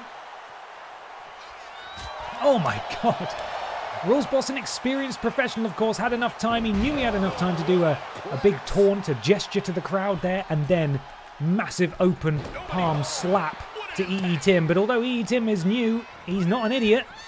Maybe he is actually. No, he's not. It's fine. He was able to get the counter and then send Rules Boss flying into the referee. Oh, and just plants Rules Boss. EE Tim wiping the face of Rules Boss into the floor. That is very disrespectful. Sorry, tum-to-tum suplex. Correct. You are correct. Tope Atomico is exactly what I would have called that as well. Not a flippy doodah backdrop flip-flop, which I think is actually the technical name for it. EE Tim. Oh, Rules Boss manages to counter. And Rules Boss is back on top now. EE Tim pulling himself back to his feet on the ropes there. Big right hand from Rules Boss. What is Rules Boss looking to do here? Oh, just choke the life out of EE Tim. And again, still in control is the boss. He does know all of the rules, of course. Counter from EE Tim. Oh, so it seems. Big backflip from Rules Boss. Ducks under the clothesline. And a massive clothesline of his own. Drops the cleaner. Rules Boss has his signature. Could this be another really quick victory? Rules Boss looking to do something. Oh, that massive elbow drop. The clearance on that into the cover. And now is the time to dig deep. Oh, and a kick out at the very last moment. Almost inhuman at this point. By EE Tim. He, of course, wants to clean your toilet and provide you with internet services if you're in the United Kingdom. With their words, they've let them in the whole locker room know with their actions. Speaking You're of gonna the knock locker over the room, lights. people are walking around on eggshells, trying not to throw gasoline Yeah. onto this fire. It's too late for that. Oh my goodness, that looked like a pretty significant. Was that a Fisherman Buster pin combination? He's bloody done it. Rules boss. Again, we've got another rivalry starting, which seems to be entirely one-sided. No other way to put it, guys. That was kind of a butt kicking. Never a doubt, barely a moment's suspense. This one was about as lopsided as they come. Rules boss, oh rules boss, we love you. Pippa, watch the tail. Watch the tail. You gotta watch it, because you're gonna knock my headphones out, you're gonna knock the lights over again, and you hate that. It scares you because it's loud. You don't want to do that. Yeah. Come on, then. We're gonna get some Pip down? Jesus. Oh, we have Pip down, everybody. Pip down has occurred. Pippa, I do need the mouse, though, so I'm going to bring that down now before you get cross with me. Pip down confirmed 1938 hours in the evening. That is an average match, say the viewers, which is fair. That was over very quickly. We might have to reassess that one. And your main event, it is BB Blocksberg and Tina, better known as BB and Tina, from Napril versus the NXT Tag Team Champions, Palmusek and Wetboy. We might actually have to examine just why the Tag Team Championships are on the line seemingly every week. There's probably a setting for that. So there we are. Right, coming up next, NXT Tag Team titles on the line again in the main event. Who is going to win? Predictions coming your way momentarily. Let me get the music queued up. BB and Tina, there it is. Okay, here we go. Coming your way. Right bloody now. Look who's here.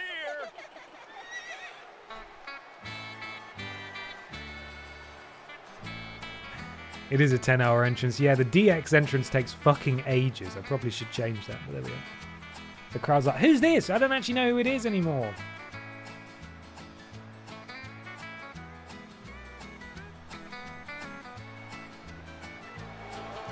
Here they are, finally. It took them 24 seconds to come out.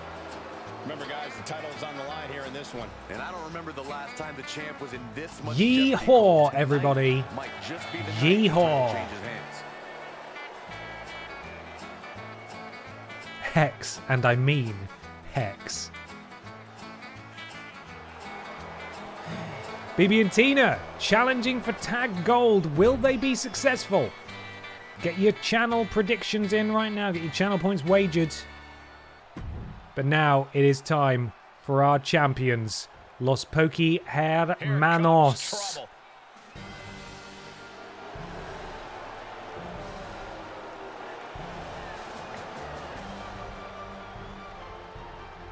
Sad we didn't get the full entrance last time because I had it turned off for some reason. It's definitely a big match for him, Cole, but given how they've looked of late, I suspect they'll walk out of 5,000 points wagered wagered behind BB and Tina. Only 3,000 for the incumbent champions. Interesting. Oh, Ben, what are you thinking of some of the stuff that has been shown of Borderlands 4 today? Because it's looking really good in my opinion. I have been rushed off my feet today, so I haven't had a chance to look, but I will soon. I'm so excited for Borderlands 4. Quite frankly, as much as I have criticised Borderlands 3, and I believe fairly criticised Borderlands 3, even if it was just more Borderlands 3, my body is ready. I am so ready to be hurt again. I cannot wait. I've spoken to Ben, by the way. My friend Ben G. We will be doing a Borderlands 4 stream the weekend it's out. He's coming up to stay. We are going to be playing and streaming Borderlands 4 in co-op. So, when's that? September? Exciting. Can we get a lore check on Palmusek? Of course you can. So, before TripleJump, there was a channel called Vidiots that Peter and I worked at for a year, which was part of the Yogscast alongside Michael Johnson. We had a series there called Prove It, which would carry over to TripleJump for a short time, where we would do a couple of Let's Plays in a video game and then do a silly live action video where we proved that the game had taught us real world skills. During the Let's Play, and indeed the live action segment, instead of calling Pikachu Pikachu, we randomly named it Pal Musek, and that has been its name ever since. It is a deep cut, but that is the backstory. Tag team titles on the line.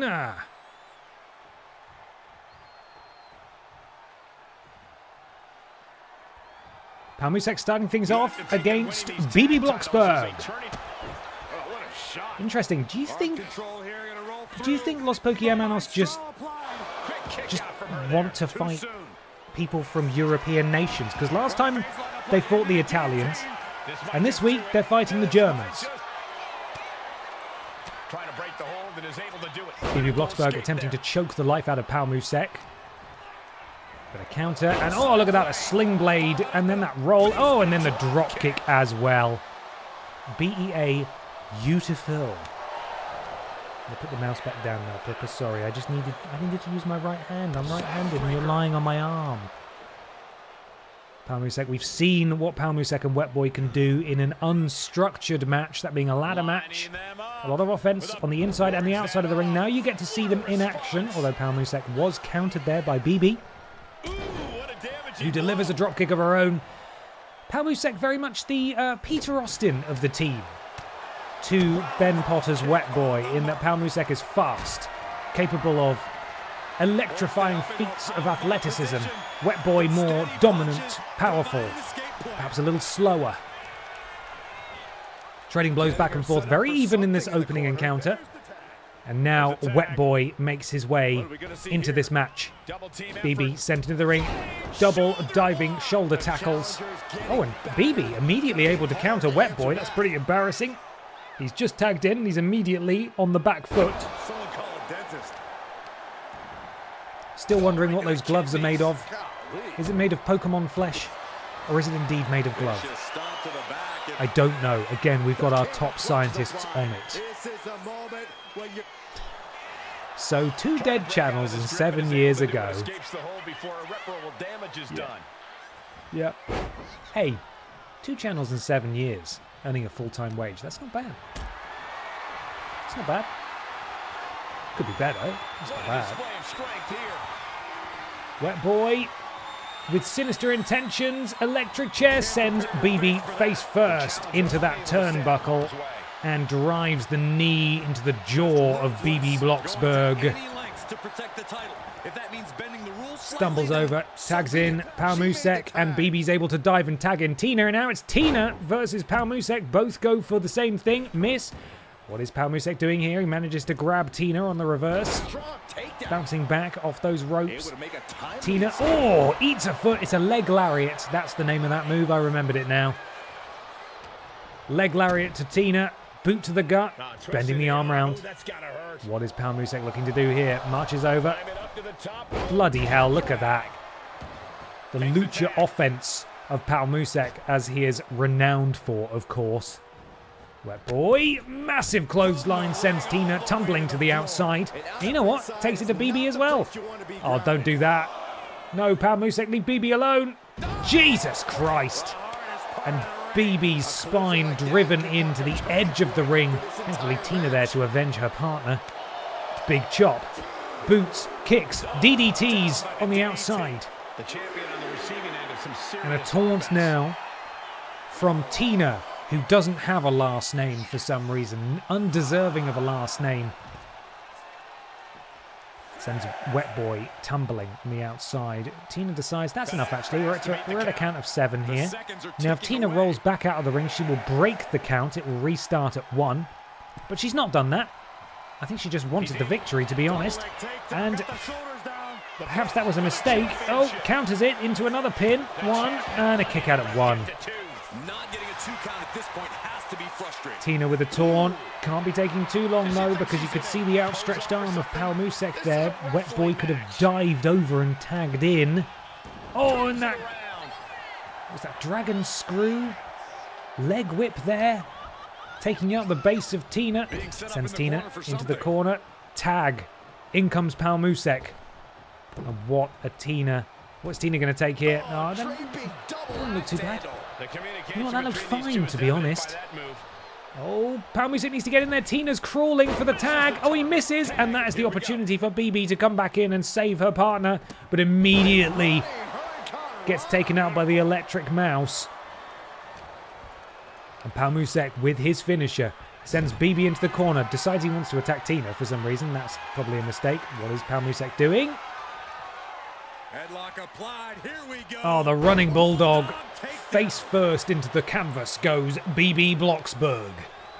Musek. Oh, wrenching the leg back. Does not matter how good your cowboy boots are. Nothing can protect against that. Sends BB into the referee. A rare error there from Power Musek. And now BB. Oh, look at that. Double knees into the cover. Is this enough? 2 and a kick out at 2.5 by the champion. The reason Tina has no last name is because in Germany, children born into unwedded families are shamed by not getting a last name. Lord Brofovich, that doesn't sound right. Lord Brofovich, can confirm. Oh, look at that beautiful twisted bliss from the top rope, and Wet Boy is going to have to break that up. But of course, Wet Boy now cannot break up whatever happens next to Power Musek, who is sent into the corner of BB and Tina. A tag is made. Tina now legal. What are we looking to do here? Oh, the double axe handle to the wrist. And that is more damage done. Oh, look at that. Oh, God, this could actually be it. We could be seeing titles change hands here. 1, 2. Oh, my goodness, we have new tag team champions. They have done the impossible, and quite frankly, they made it look easy. BB and Tina have dethroned the tag champions and are your new BENXT tag team champions. They sit atop the division in a very good match, apparently. I would have called them the underdogs in that encounter. But they have walked out with the victory. Congratulations to them. And that's another bloody week on BENXT. How exciting. Before we go any further, though, we need to have a look at the rivalries and perhaps get rid of some. Okay, no, Commander Piss and Hannah Montana came to an end. We've got Charlie Guillermo and these are all the ones that we're aware of. God, they really have swung in favour of the people who are on the left in every single instance. Right, was there something else we were going to do? I think that was it, maybe. No, we were going to see why the titles are on the line basically every week. How do we do that? Do we go into edit shows? Let's see what we got under the hood here. Number of matches, show details. I don't think it's that. Where is that setting? Maybe it's just in options. No, it's not in there. For the life of me, I can't remember where it is. I feel like it should be in here. Show details? No, just did that. Participants, no. Number of matches? No. Match table. Okay, here we go. So 2-on-2 is 20%. Main event rivalry. Okay. Is there any reason why those titles are defended every single fucking week? Why are they defended so much? Okay, yes, there's a 20% chance the championship will be defended. A tag title will be defended. And 25% chance a single title. Right, so maybe we need to just drop this percentage. Maybe this needs to go down to 10%. Maybe that's what we need. Perhaps we add some battle royals in just for fun. Just so we got more people in there. 6 superstar battle royal. Sure, why the fuck not? We'll stick that up to... Seemingly you can have way more than 100%, which is weird. There's a 20% chance there'll be a battle royal. Battle royals are fun. Maybe 15. Maybe we lower that to 20. And put that up to... No, that's still on 15. That's fine. Put that to 15. And that to 20. 20. There we go. So hopefully... the championship option is selected. Yeah, I see that. But there's also a 15% chance that there's just going to be a normal tag match as well. I'm fine with the tag titles being defended, just not that often. So I've lowered it now. So hopefully that's enough. We'll see if that makes a difference. Fingers crossed it does. We can't be defending those titles every week. Next week's matches may actually be set in stone, but we'll see what happens. Actually, I think you'll find that the plural of Battle Royal is Battles Royal. Probably. Okay, time for the next show. What awaits us next Wednesday on BENXT? God, it's Billy in the Bank this weekend. How exciting! We've got another match. Charlie Guillermo versus Brian Michael Bendis in rivalry action. Steven Seagal with Scandal Penguin in his corner takes on Peter Austin with Ben Potter in his corner in one-on-one action. There is a battle royal, hooray! Nathan Cake, Lord Brotovich, Let's Go, Hannah Montana, Cannon Appleboy, and Emma the Bear in battle royal action. And in your main event, God, I was going to say, if this is the fucking tag titles again, it is a tag team match. Interestingly, the current rivals, Rules Boss and EE Tim, are teaming together against the Mod Squad.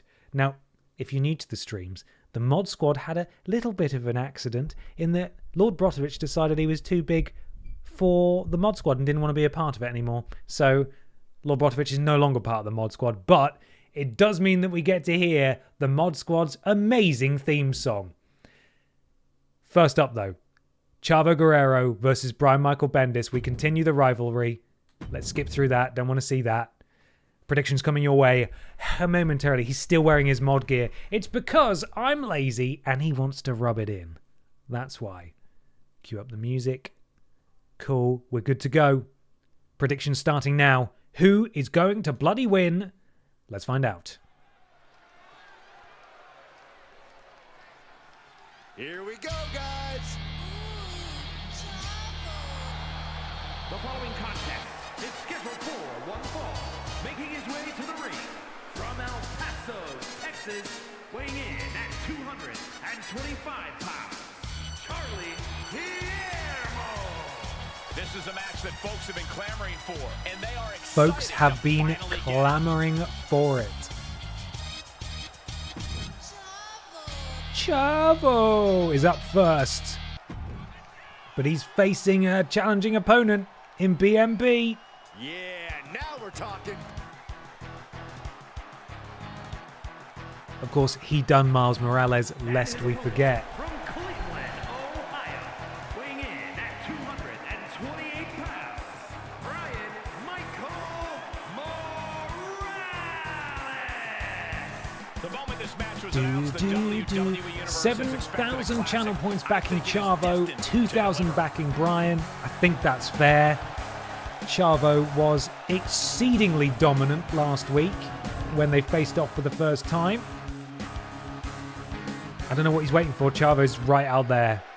So there we go. Here we go, everybody. I've been clamoring for it, oystering for it, and even cockling for it. 15,000 people backing Chavo, 7,000 backing Brian, but Brian's off to a good start here. Beautiful springboard moonsault after the drop kick directly into the cover. I don't think it's going to work, but Brian's going to bloody try, and a kick out of one from Chavo Guerrero. Big overhand strike and a boot to the face. Drops the Lucha Libre legend. What is Brian looking to do here? Oh my goodness me, the deadlift German suplex. Again going for the quick cover here. Brian, oh no, maybe not. What's Brian looking to do now? Oh, the clubbing elbow to the back of the head of Charlie Guillermo. And oh, look at that beautiful springboard crossbody. It has been all Brian so far. Very impressive. Oh, but he eats a chop. He eats another chop. And Chavo, with the leg sweep, is back in control. Into the cover. Again, bit optimistic. Forearm to the face. Insult to injury. Kick out at 2. The best wrestler called Brian there ever was. Oh, Chavo showing off his wrestling knowledge here. Look at that. Wrenching, trapping the left arm, wrenching the fingers and the shoulder of the right arm back, but Brian able to roll out of it. Kick to the gut from Brian. Facebuster from Brian Michael Bendis. The taunt from Brian. He's feeling it. He's feeling confident tonight on BENXT. Grabs Chavo. marches him over to this corner. What is Bryan thinking of doing now? Oh, forearm to the spine. And now Bryan twists him around. Grabs him another face first. And Bryan still keeps him there. Lifts him up to the top rope. Oh, and a counter from Chavo. You can't be wasting that much time. Chavo now, he has his signature.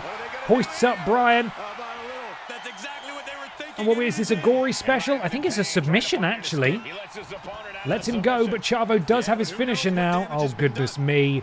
Despite Bryan's best efforts, it's not looking good for him. Sent tumbling over the top rope. Another video game connection I just remembered. BMB wrote the Ultimate Spider-Man video game. Oh, there you go. Multi-talented. Oh, and taken out on the outside is Bryan by the diving Chavo Guerrero. Boot to the spine. Chavo, the momentum has swung fully in his favour. Oh, but a counter. Oh my goodness, we've got shenanigans happening. Trading blows, Bryan with the chop. Sends him into the ropes, he comes back. Oh, Chavo decides to squirrel out. Is he walking away? Chavo's decided he doesn't want to be in this match anymore. Bryan says absolutely not. Oh, but he decks Bryan. Perfectly laid trap. Oh, and he's absolutely suckered in Bryan there. And he's decked him on the outside and sends him back into the ring. Oh, he doesn't even make it into the ring. Chavo with a perfect plan. Tricks Brian Michael Bendis on the outside. And now he paces, waiting for Bryan to break the count and get back in the ring. Where Chavo Guerrero with a finisher in tow is waiting, kicks him directly in the stomach. And I think this could be it. Oh, the brain buster into the cover. Is this enough for Chavo Guerrero to take the win here? Oh, it is. It was looking so promising for Bryan. But he lies, he cheats, he steals. He manages to lure Brian Michael Bendis to the outside and then drops him when his back is turned. Outrageous, heelish behaviour there from Charlie Guillermo. Chavo! Another one-on-one match. Oh, another one-on-one match now. As Steven Seagal of the Fabulous Freebirds takes on Peter Austin of Team Redundant. One-on-one action coming your way now on BENXT. No, we might have seen a mild spoiler. Pretend you didn't see it. That's fine. You find Steven's music. I have to scroll quite far for. Ah, bloody hell!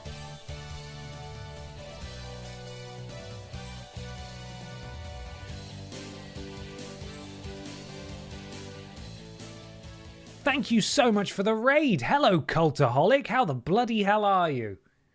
Hello, Raiders. Who was streaming this evening? Who was it? Who fucking was it? Was it Fraser? Was it Owen and Jack? It was Jack and Owen. Hello, guys. How you doing? Did you have a nice stream? Were we doing Football Manager this evening? Up the Swans? I assume you were. Welcome, everybody. Interesting, isn't it, that I'm the one playing the wrestling game? I'm quite drunk. Hello, everybody. Welcome to BENXT. This is our custom promotion that has wrestlers both real. Yeah, these guys are real. That's Peter Austin and Ben Potter there. Don't know who Ben Potter actually is. He's not real at all. And of course, they're facing off against Steven Seagal and Scandal Penguin. Or rather, Ben Potter and Scandal Penguin are managers in this match. But there we are. Welcome. Welcome, everybody. Thank you for the raid, Cultaholic.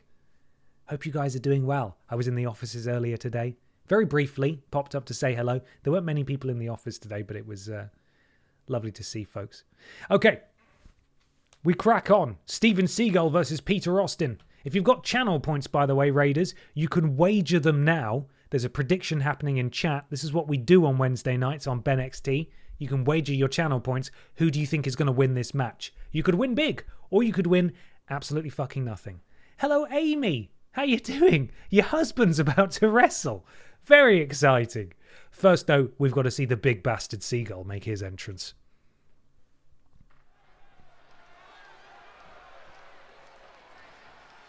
This is gonna be good. Boo! Boo, Steven Seagull! We hate seagulls. Seagulls are crap. We don't want them to die, but also they're really annoying. Boo!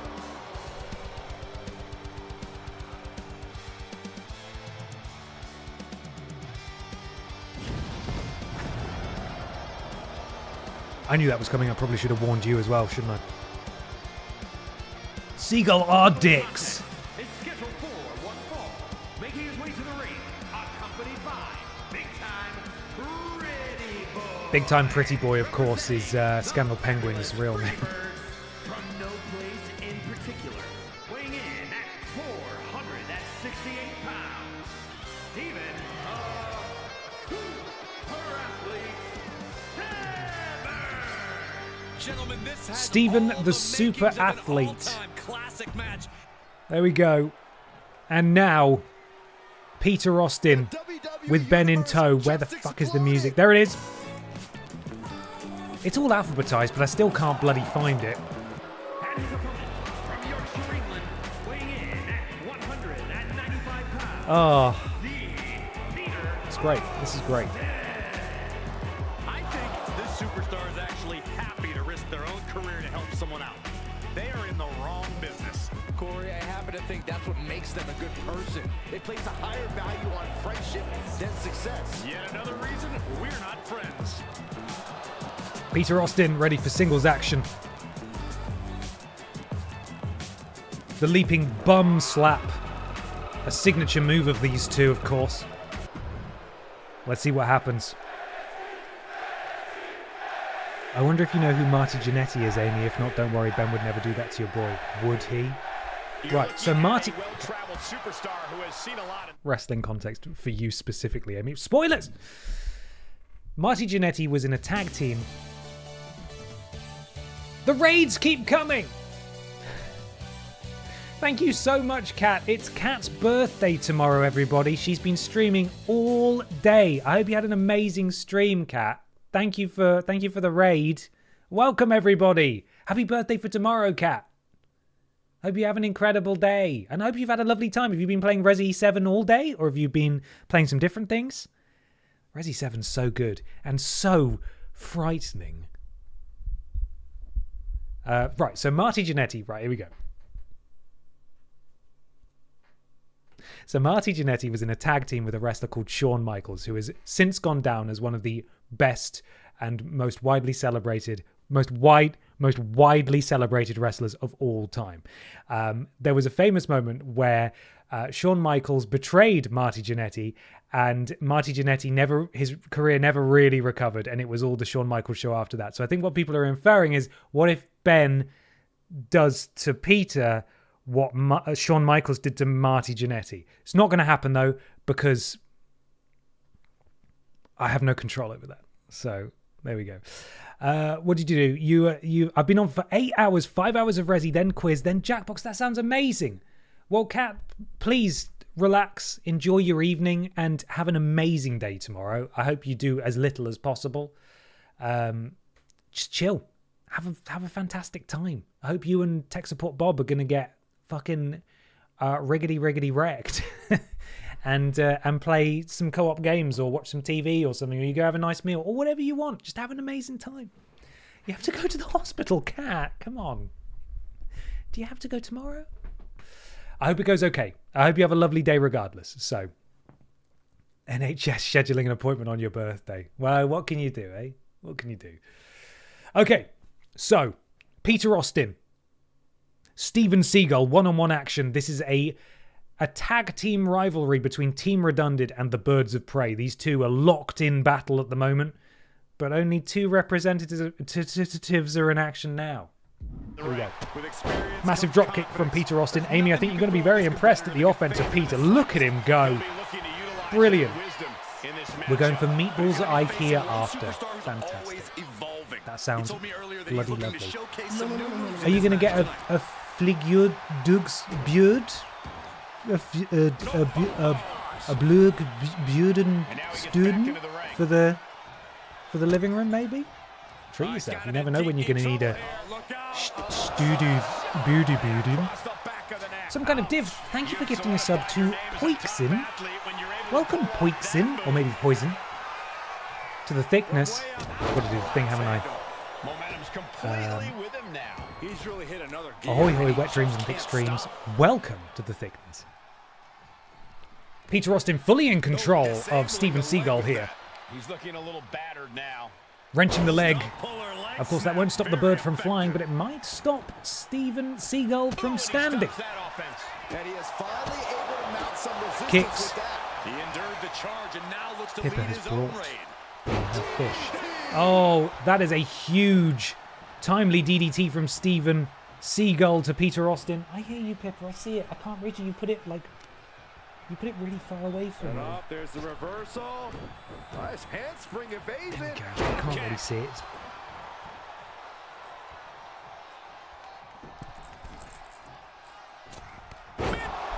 Oh, goodness. We've got shenanigans happening. Scandal Penguin grabbing the leg of Peter Austin, and then a clubbing blow to the back of Peter drops him. Yeah, this is not okay. The referee should have stepped in there, really. Peter has been absolutely screwed over by the manager at ringside. Ben is out there somewhere. There he is. He can't believe what's happening. It's very sad. Fortunately, though, Peter is far less damaged than Steven in this encounter. So Peter has every chance to get back in on things. But he does eat a boot to the gut. And now, look at that. Just being forced over that bottom rope. Choking him out. That is not good. Full mount from Steven Seagal, raining down blows on Peter Austin. And a stomp to the gut. Stomp to the gut. I'd say more a stomp to the sternum, I'd say. No worries, D-Lodge. Hope the big shop goes well. Oh, look at that. The springboard leaping forearm drops Peter Austin. And now... Oh no, counter from Peter. Manages to drop Steven Seagal. Peter leaps to the top rope. Oh no, but Steven Seagal able to get out of the way. And now Steven is fully back in control. Sends Peter into the ropes, bounce back, and again, like a full mount takedown. And the forearms to the face.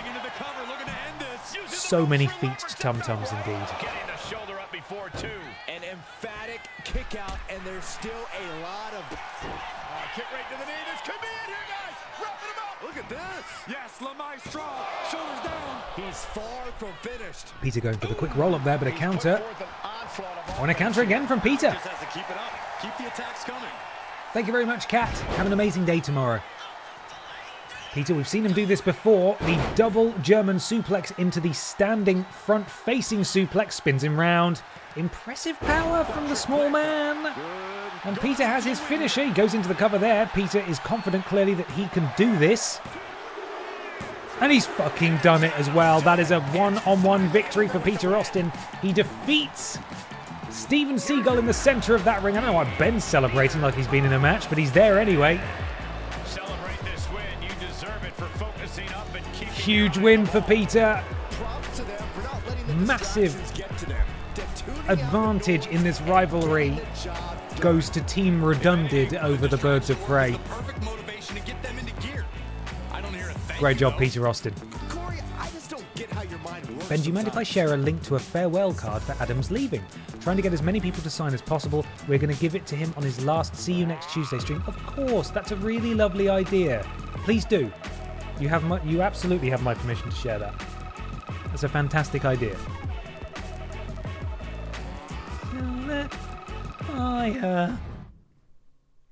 Great win. And now, I love Battle Royals. Battle Royals are fun. Right, so the way this works, everybody gets their own entrance, but nobody is allowed outside the ring. In fact, the goal is to eliminate people by throwing them over the top rope so both their feet touch the floor, which basically means everyone's trying to throw each other out of the ring. The last person left in the ring, obviously, is the winner. So it's a little different. It's quite fast-paced. It's difficult to keep track of what's going on. But it's a good laugh, and we get to see lots of different wrestlers that we don't get to see in a normal 4-match week on BENXT, for example. The goal is to make him cry. Excellent. Everybody, please go and sign that link. I'm going to copy that link address and I will put it in the VOD description as well. So if you're watching the VOD, go and sign that card. When is his last See You Next Tuesday stream? It's in a couple of weeks, isn't it? I think end of the month is when he's going. So a little bit of time. Not specifically sure. Next week. Okay, cool. Everybody go sign that card, please. It is sad. It is sad. All the best to Adam, though. Bless him. He's been working his arse off for so many years. The amount of hours he's put in. He absolutely deserves to be able to move on to something he's a bit more passionate about, something that he can take a little bit slower, perhaps. So, there we are. I think I missed something. Who/what is Les Go? Les Go is a BENXT original. He's a new character. He is a proud member of the BENXT roster. He is a wrestler created by committee, in that a controller was passed between 3 people at every single stage of his creation. So everybody got to put a new thing on Les Go, and that's what Les Go ended up looking like. So that is Les Go. Right, here we go, everybody. Get your predictions in now. Battle Royal time. Who is going to win? Nathan Cake, Hannah Montana, Lord Brotovich, Cannon Appleboy, Les Go, or Emma the Bear? Let me find the fucking music. Okay, here we go, everybody. It's bloody time.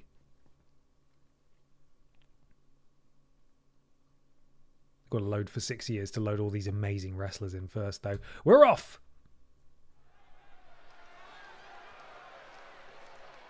Nathan Cake, of course, has been on quite the run of form. Challenged for a title, was unsuccessful.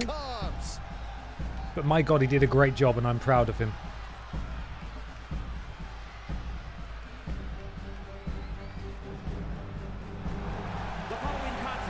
Big boy Nathan Cake. Making his way to the ring from Boston, Massachusetts, weighing in at 309 pounds, Nathan Case. Nothing is more important than leaving it all in the ring. The WWE Universe. Can he steal the jewels tonight? There is literally nothing on the line in this Battle Royal apart from bragging rights. I suppose actually it is Billy in the Bank this weekend. If the Wide Championship is not on the line by default, perhaps the winner of this Battle Royal gets to challenge for the Billy in the Bank, is it Billy in the Bank this weekend? Is that the match? I think it is. They get to challenge for a championship a Billy in the Bank, maybe. That's what we're going to do. For a Papa John's. Yeah, exactly. Oh, God. Okay. Let's see if I remember that next week when we get to it. Hannah Montana up next. Victorious in her, quite frankly, decisive feud against Commander PIS. Could she win this Battle Royal as well? I want to challenge Gollum, not for the title, I just need to get my win back someday.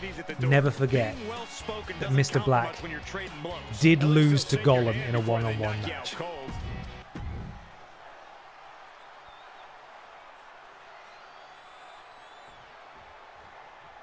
We are about to see something good. And here he is, the turncoat himself. Cool boy Lord Brotovich. The WWE Universe already reaching a fever pitch upon their arrival, and we are just seconds Boo, Lord away Brotovich, from a boo. highly anticipated match. We hate that guy.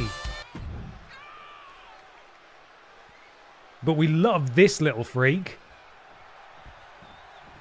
Yeah, now we're talking.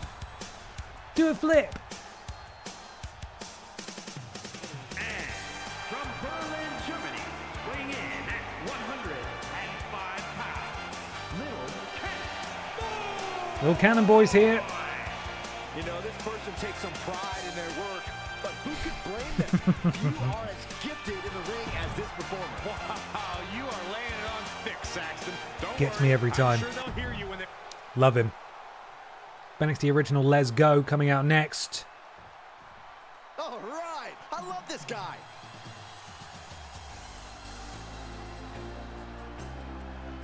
Oh, he's got the love ballad. From Sana, Yemen, weighing in at 100 pounds, Lex Girl. This superstar has a lot of confidence, a lot of pride, but there's also a lot of respect for their opposition tonight. Oh, I get it. Great mind games at work. No, Corey, just respect. Oh, It's a bit sexy, isn't it? Just an idiot. Got it. I'm expecting Seal to come in any minute.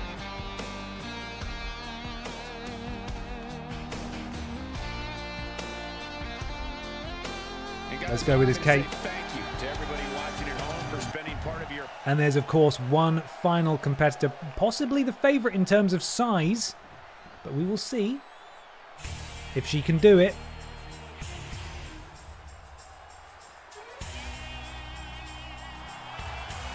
Big Emma the Jungle Skog.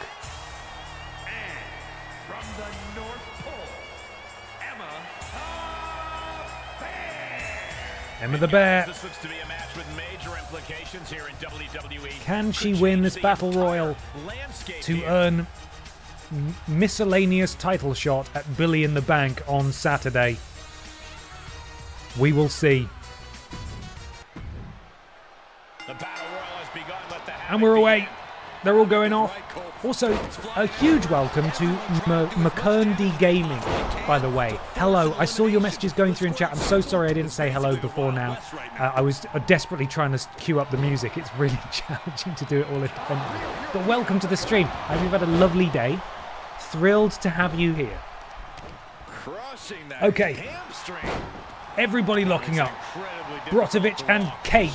Look at the athleticism of Les Go. The thundering moonsault to tiny little Cannon Apple Boy. Poor Chab, as we call him for short. Takedown. And now punches rights. Oh, a flurry of strikes.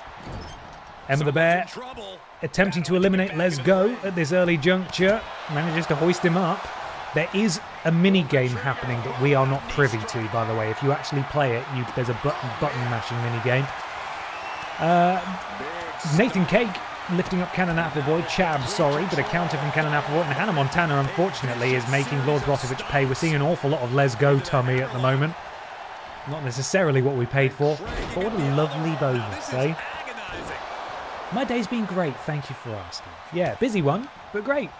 Just trying to find something to do on this boring-ass Wednesday. Well, let me tell you, Fred. BENXT is on every single Wednesday. If you'd like to come along, we'd love to have you. Oh, look at that power of Emma the Bear. The sit-out powerbomb plants. Let's go. Nathan Cake and Emma the Bear. Oh, and Chab absolutely planting Hannah Montana. Chab now turning his attention to Lord Brotovich. Of course, you see Emma the Bear there cracking the spine of Nathan Cake over her knee. Let's go sent into the corner. Oh, Lord Brotovich is in trouble there. Hannah Montana and Chab teaming up. Lord Brotovich, oh, he's hanging on. But they're both still trying to eliminate him. I think Lord Brotovich has just managed to muscle his way back into the ring. T-bone suplex there from Nathan Cake to Hannah Montana. And what is... Oh, Chab's gone. Cannon-headed Appleboy has gone. Chab has been eliminated. We are down to 5. Hannah Montana. Oh, Nathan Cake. Beautiful springboard moonsault to Lord Brotovich. Hannah Montana, Nathan Cake. Let's go. Emma the Bear and Lord Brotovich remain in this battle royal. Let's go. Sends Nathan Cake into the corner. Perhaps getting a full run up here, but Emma the Bear says, no, I would like to fight you actually. Walking, Les Go over to the corner, but a counter from Les Go took too long. What was that from Lord Brotovich? Some sort of missile headbutt. Les Go takes down Emma the Bear. Nathan Cake, groggy in the corner. Oh my goodness, and Nathan Cake just eats a huge drop kick from Les Go. Lord Brotovich clubbing blow to the back of Emma the Bear, drops him. Oh, look at that! Beautiful! Takes down Les Go, does Hannah Montana. Nathan Cake just wakes up from being in the corner and gets kicked straight back into it by Hannah. Lord Brotovich, just massive right hands to Hannah Montana feels a little unfair. Oh my goodness, but both Hannah and Lord Brotovich planted on the canvas. Who is getting eliminated next? Emma hoists up Lord Brotovich, spins him round, oh, and dumps him face first. And what is Lesgo doing here? This is very dangerous. Oh, the avalanche face buster from Lesgo to Nathan Cake. Lesgo looking to eliminate Lord Brotovich now. Oh, and Lord Brotovich is gone. Just like that. And Nathan Cake has gone. We are down to 3. It is Lesgo, it is Hannah Montana, and it is Emma the Bear. We've got a really close-up camera here. Hannah face washing Emma the Bear. And a standing moonsault from Lesgo to Emma the Bear. I think they've both identified the most dangerous participant left in this match. Hannah takes down.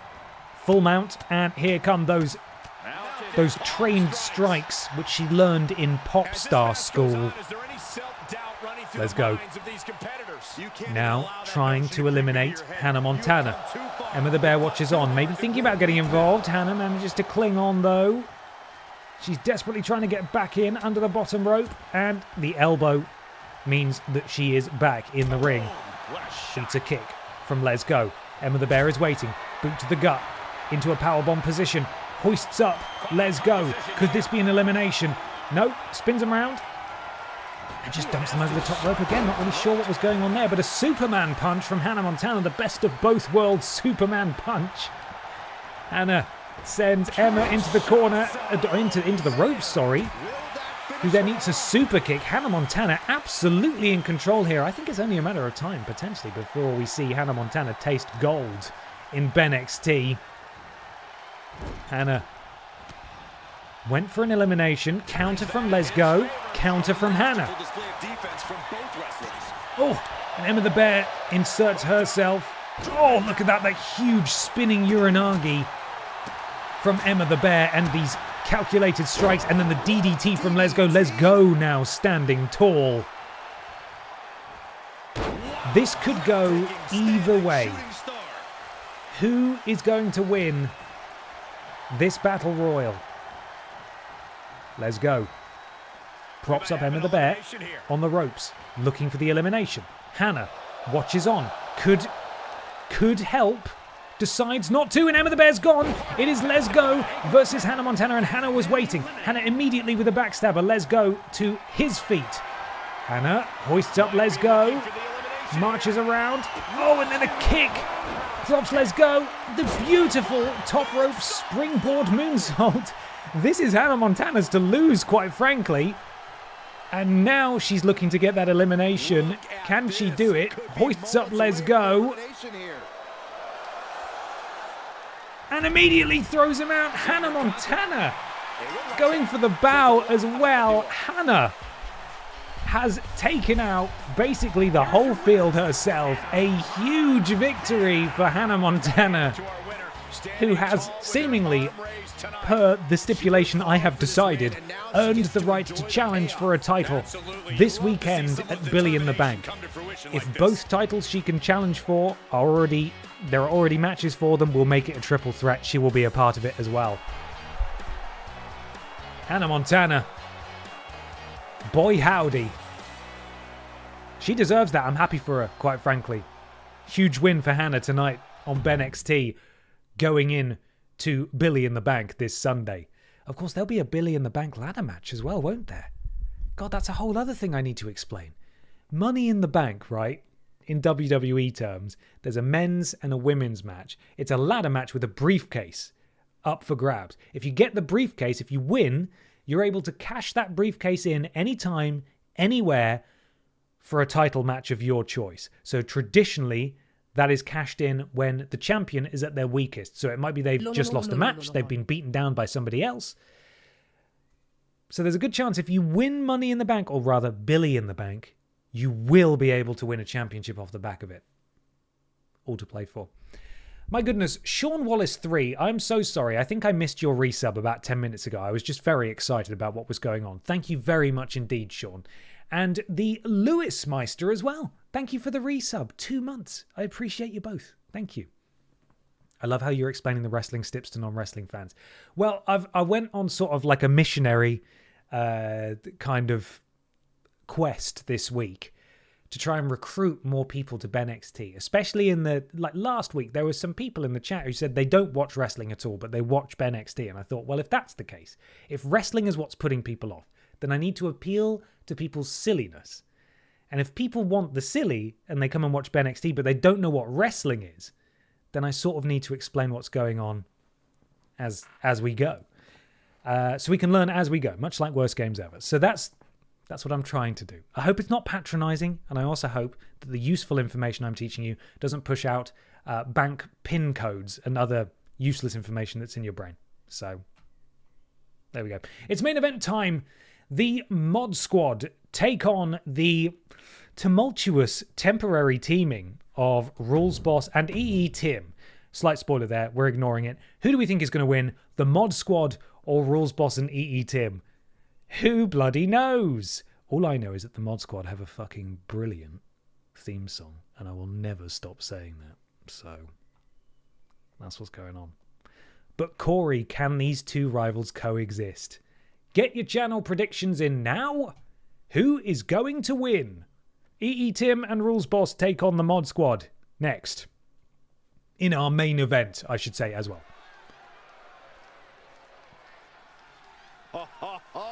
Are you guys ready? Oh no, this is Rules Boss out first, isn't it? The following contest is a tag team match set for introducing first from the internet, weighing in at 240 pounds. The Boss. I can't watch this entrance. I heard this one backstage talking up their own work non-stop. Well, why don't they get in the ring and prove it, huh? That's what they're doing. All I heard Corey say there was that he was talking non-stop, which does feel appropriate, to be fair. That is the Rules Boss that we know. And his tag team partner. And here comes one of my favorites. And his partner from Stillwater, weighing in. From Stillwater. I didn't hear that last time. Here's a competitor who knows the value of respect. At every show, this one asks me how my day is going and even compliments my suit. Wow, a goody two-shoes and a liar. What a terrible person. Stop bringing your fish in. I can't do it. You're leaving it on the other side of the ring. What do you want me to do? The ring. So wrestling coded tonight. You're leaving it on the other side. I can't reach it. You need to bring it closer to me. Don't look at me expectantly. Hang on. Hang on. We must take a moment for the baby.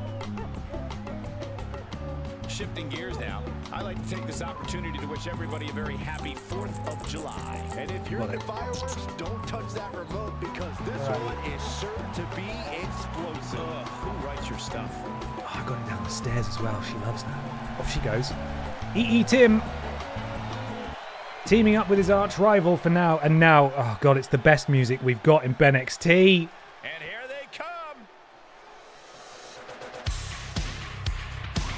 I'm just going to turn it up loud. I love it.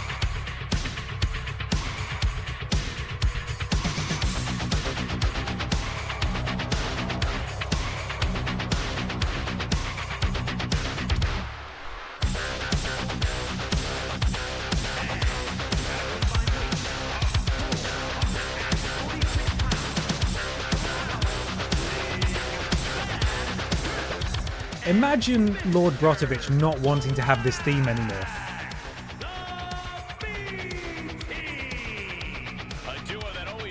Trailing Badger, Mr. Black, the remaining members of Mod Squad, after Lord Brotovich's cowardly betrayal.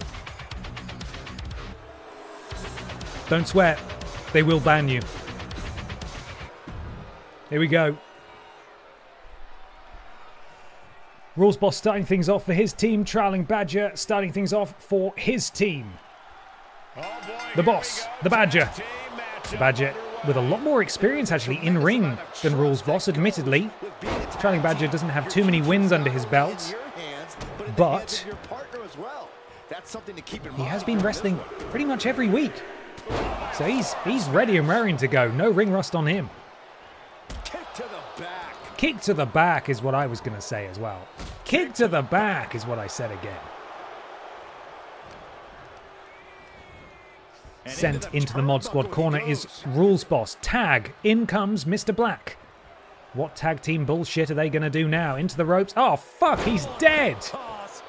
Rules Boss's back has just turned yellow, as you can see. The damage being felt. Rules Boss immediately hops back to his feet, sacrifices some of his signature bar to do so, but it could be a tactical maneuver. He is back in control now. Oh. Counters, and then look at that kick to the back of the head, and what's he looking to do here? Oh, the slide out of the ring. German suplex. Shinsuke Nakamura could never. Rules Boss in control now. Boot to the stomach. Mr. Black rolls over, desperately trying to shake off the stink of losing to Gollum in that match a few weeks ago. And now here we see Mr. Black showing off some of his wrestling prowess. Look at that, unbelievable. Incredible.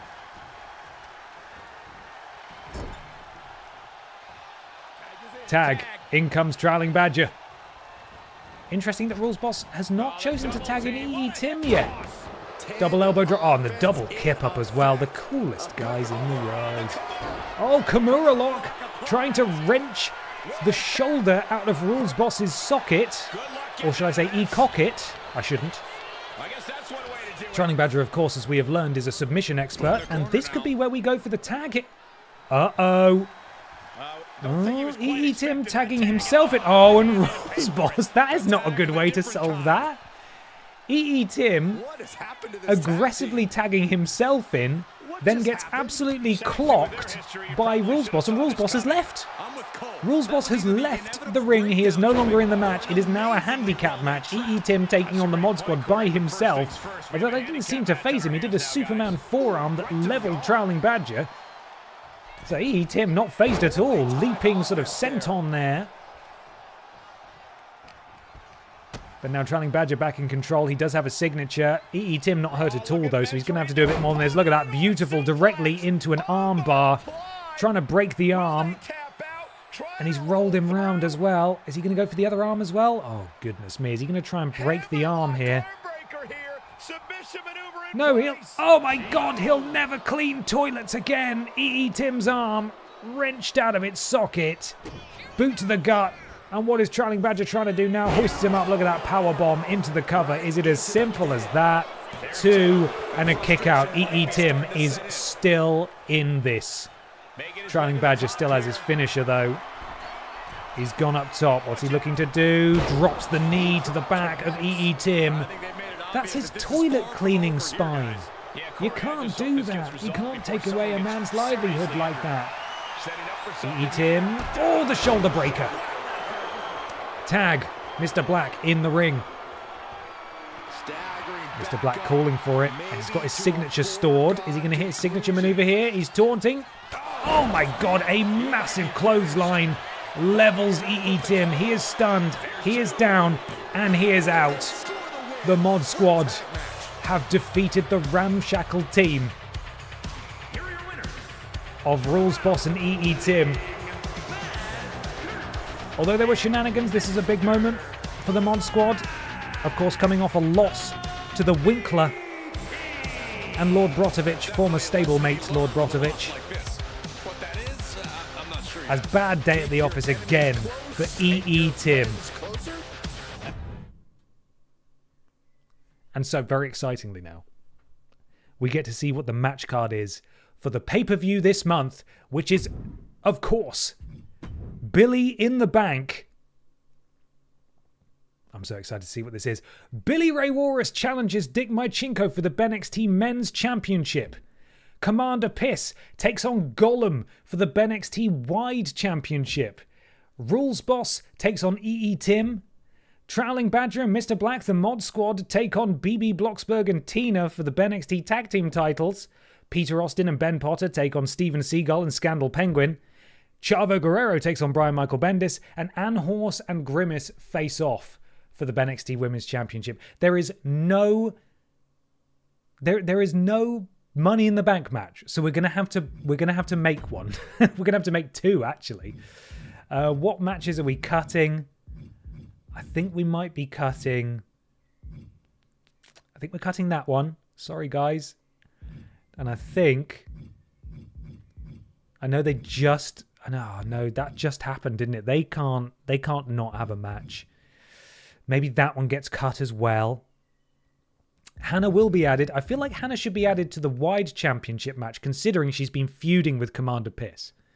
I know the feud is done, but that feels like a good match for Hannah Montana to be inserted into.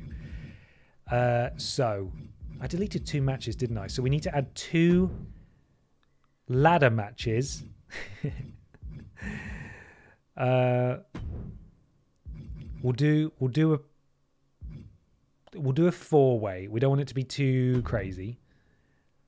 Oh god, actually before we do this, I need to remind myself who is actually in what division, because some of the men and some of the women are not in contention for those respective championships. So we should double check that very quickly. Let's have a look. Divisions. So that is the current field. Anne Horse is challenging for the Women's Championship. So this ladder match should be Barbara, Pippa, Ashton, and Bobby. We'll do a 4-way, so it's not too mad. Let me just take a photo. So look at this admin, mental. Yeah, and then for the men's, it will be Senior Joe, Rules Boss, BMB, and Danny DeVito in the ladder match. And that is what we're doing. This is so silly. Ben, a Money in the Bank match is a 6-way, or most of the time is a 6-way. I know that. I just don't want it to be a 6-way, because a 6-way will take fucking ages. And also, we've only got 5 other people in the division who can be in it. So we could do a 5-way, but quite frankly, the person who's at the bottom of the division doesn't deserve to be in the match as far as I'm concerned. But yes, we do get to see Senior Joe, which is pretty exciting. So, edit matches. Here we go. We will put in customize participants. No, we need to customize the match, don't we? We need to make it a triple threat. Customize match. It'll be a normal triple threat. Yes. And we need to add Hannah. There she is. It's a title match. Confirm. And the championship is, of course, the Wide Championship. There we go. That is done. And then we need to put ourselves in two ladder matches. Fatal 4-way. So we'll make this the men's one. Entrance on? Why is entrance off? Title match? Is it... People who have experience with this, is it technically a title match if I make it for the briefcase? Not entirely sure. So we need Senior Joe in this one. It is. Thank you. Okay, cool. Thanks, guys. Senior Joe, Rules Boss, BMB, and Danny. Rules Boss. Brian Michael Bendis. There he is. Okay. And Danny DeVito. There we go. Select Championship. Money in the Bank. There it is. BENXT. Why has that got a... Oh, AI cash-in off. Oh, shit. I need to change that, right? Yeah, the new wrestlers are not in divisions because I don't want to make the... I don't want to make the championship pictures too hectic, but they should still get called up to do things. They're just not in a specific title picture, I think. So they should still, maybe, do matches. Okay, so that's for that briefcase. We need to change the settings of that briefcase. Let's do that now before I forget. I'm not really sure why the AI cash-in is off for that. Do I go to championships? No? How do I change that? Is it in here? Championships and Money in the Bank. So why... No. So why is the AI off? Why is the AI cash it off? Does anybody know what the deal is with that? BENXT went... So that is... There's a cash in for that. There's not a cash in for that. Is it just in... Maybe it's just in settings. Maybe it's in regular settings. Options.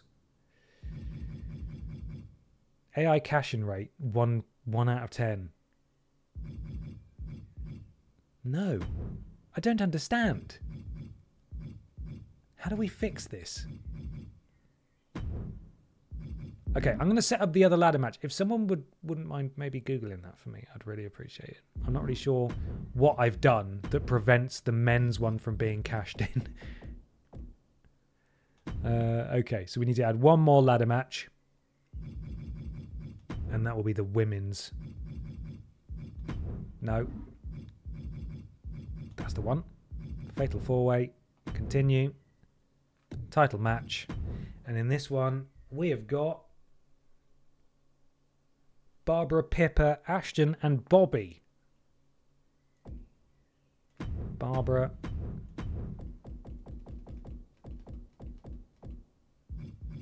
Pippa.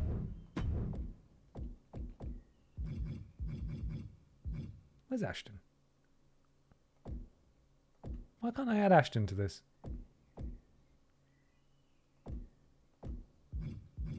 That's weird. Okay, for some reason Ashton is not addable to this. Oh no, oh, she's evil Ashton. Okay, well that's why. Because she doesn't have the N. Which makes her evil Ashton, seemingly. And Bobby. Bobby Babalooni. There we go. Money in the Bank. There we are. Right, okay, what does this say? As far as the basics go, you need to make sure AI cash-in is on for the respective Money in the Bank briefcase. Only one AI cash-in on at a time, I think. Okay, all right. So... But how do I turn it on? Because that one is on. That's not the briefcase I chose either. Why is it like this? Ladder, yeah. Fatal 4-way, yeah, that's all good. For a title, yeah. Money in the Bank.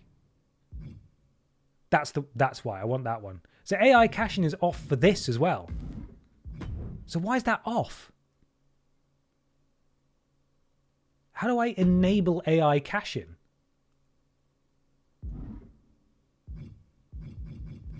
Because it's not listed under Championship, so I can't customize it in here. I don't understand what it wants me to do. Right, okay. I'm going to have to Google this myself. Work out what the fuck's going on. Must have post-match run-ins enabled. It is enabled, isn't it?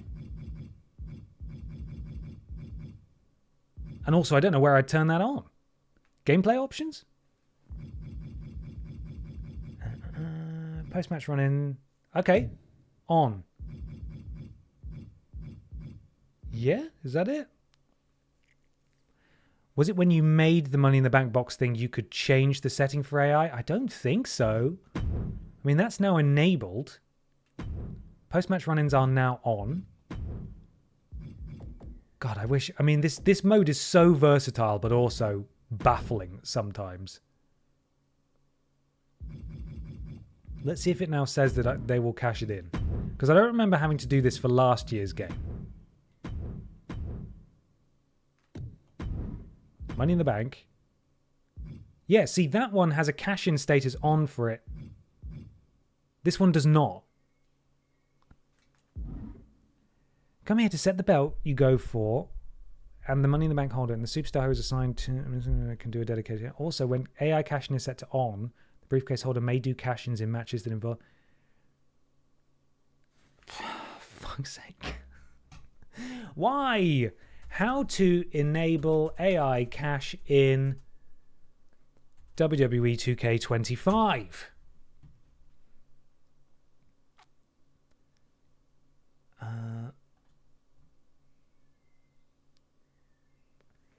There can only be 2 active AI cash-ins in briefcases at a time. Turn it off for the default cases. How? Options, roster, Money in the Bank management. Stupid pissing game. Okay. Right. Reddit has come to the rescue. So, I know where to go now.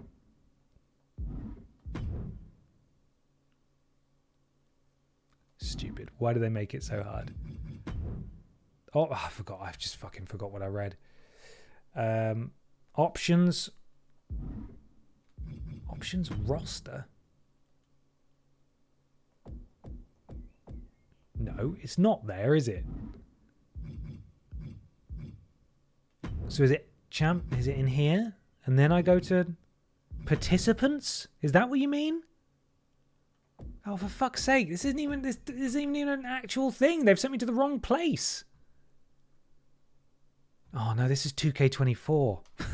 I'm looking at a guide from 2K24. Why? Why is it so hard? Okay, that's on the main menu, right? Oh, Jesus Christ. Why do they make it so fucking hard? Right, I see roster. Stupid. Why is it hidden in here? Off. Okay. We're there. Thank you, guys. We've made it. Absolute piss take. Right. There we go. Fuck's sake.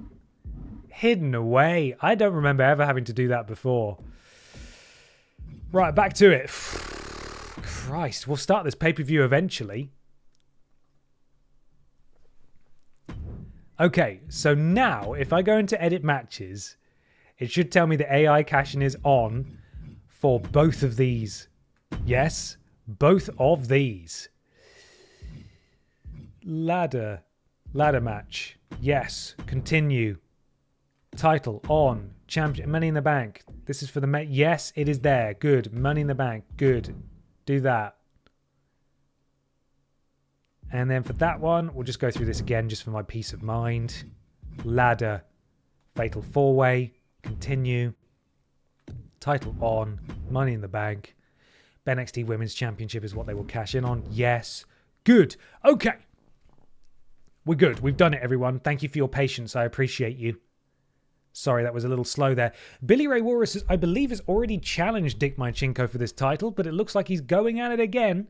However, later on, we will have a Billy in the Bank briefcase holder who could cash in on anyone at any time. Right, let's kick things off then.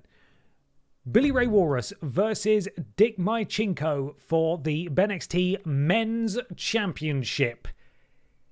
It's coming your way momentarily. Finally. Channel predictions also coming your way momentarily. Let's crack on. Billy out first, of course. The following contest is scheduled for one fall and is for the NXT Men's Championship. Oh yeah, I am pumped for this guy.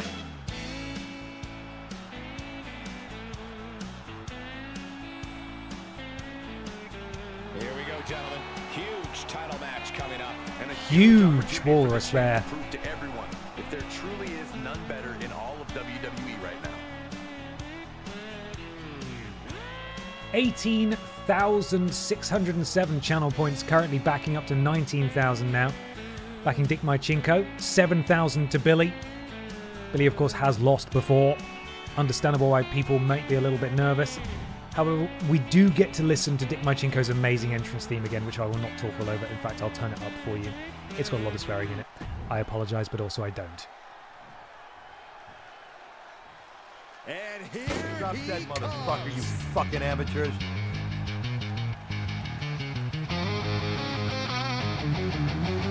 Chew on this, fuckhead.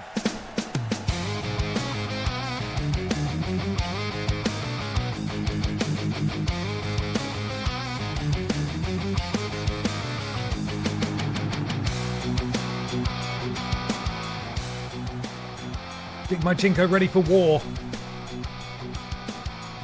He has seen off all comers thus far, but Is he going into this fight too cocky, is the question.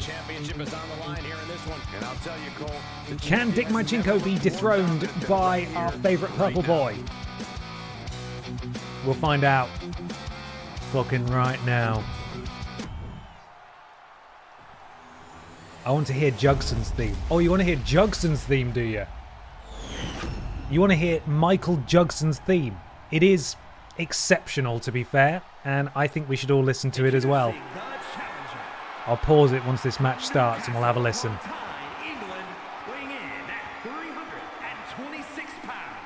Big Billy.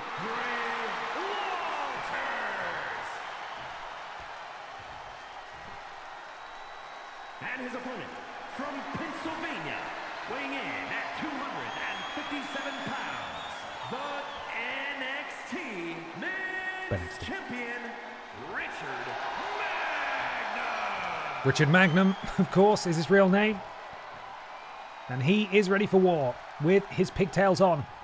You can feel the tension here tonight. Definitely hands over the BENXT Championship to the referee, who will of course show it to Billy, remind him why he is here. Billy may indeed have forgotten in the time that he walked out here. And there it is. That beautiful championship. Everybody wants it. Not everybody can have it. Billy talking some trash. Dick focused. Straight as an arrow. Look at that beautiful custom Billy in the Bank arena, by the way. Amazing too. And we will observe it properly in a minute. But first, we need to listen to Michael Jugson's entrance theme. Ben Cooper has outdone himself here. Hey, pop your head further closer. Are you comfortable there? Yeah. What's your name? Michael Jugson. You're fucking mad, aren't you? Yeah. What have you had for your teeth? Garlic and chili. So, like, quid worth of garlic. I got extra 50 worth of garlic. Did you? Yeah. Did you fall? I fucking did. Go nuts.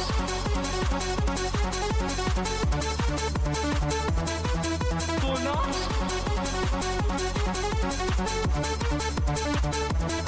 Garlic and chili.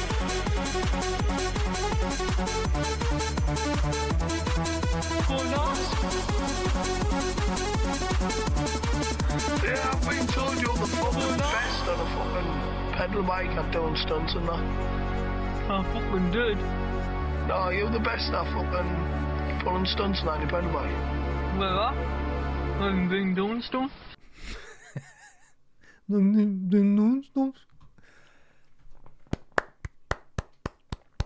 Amazing. Simply incredible.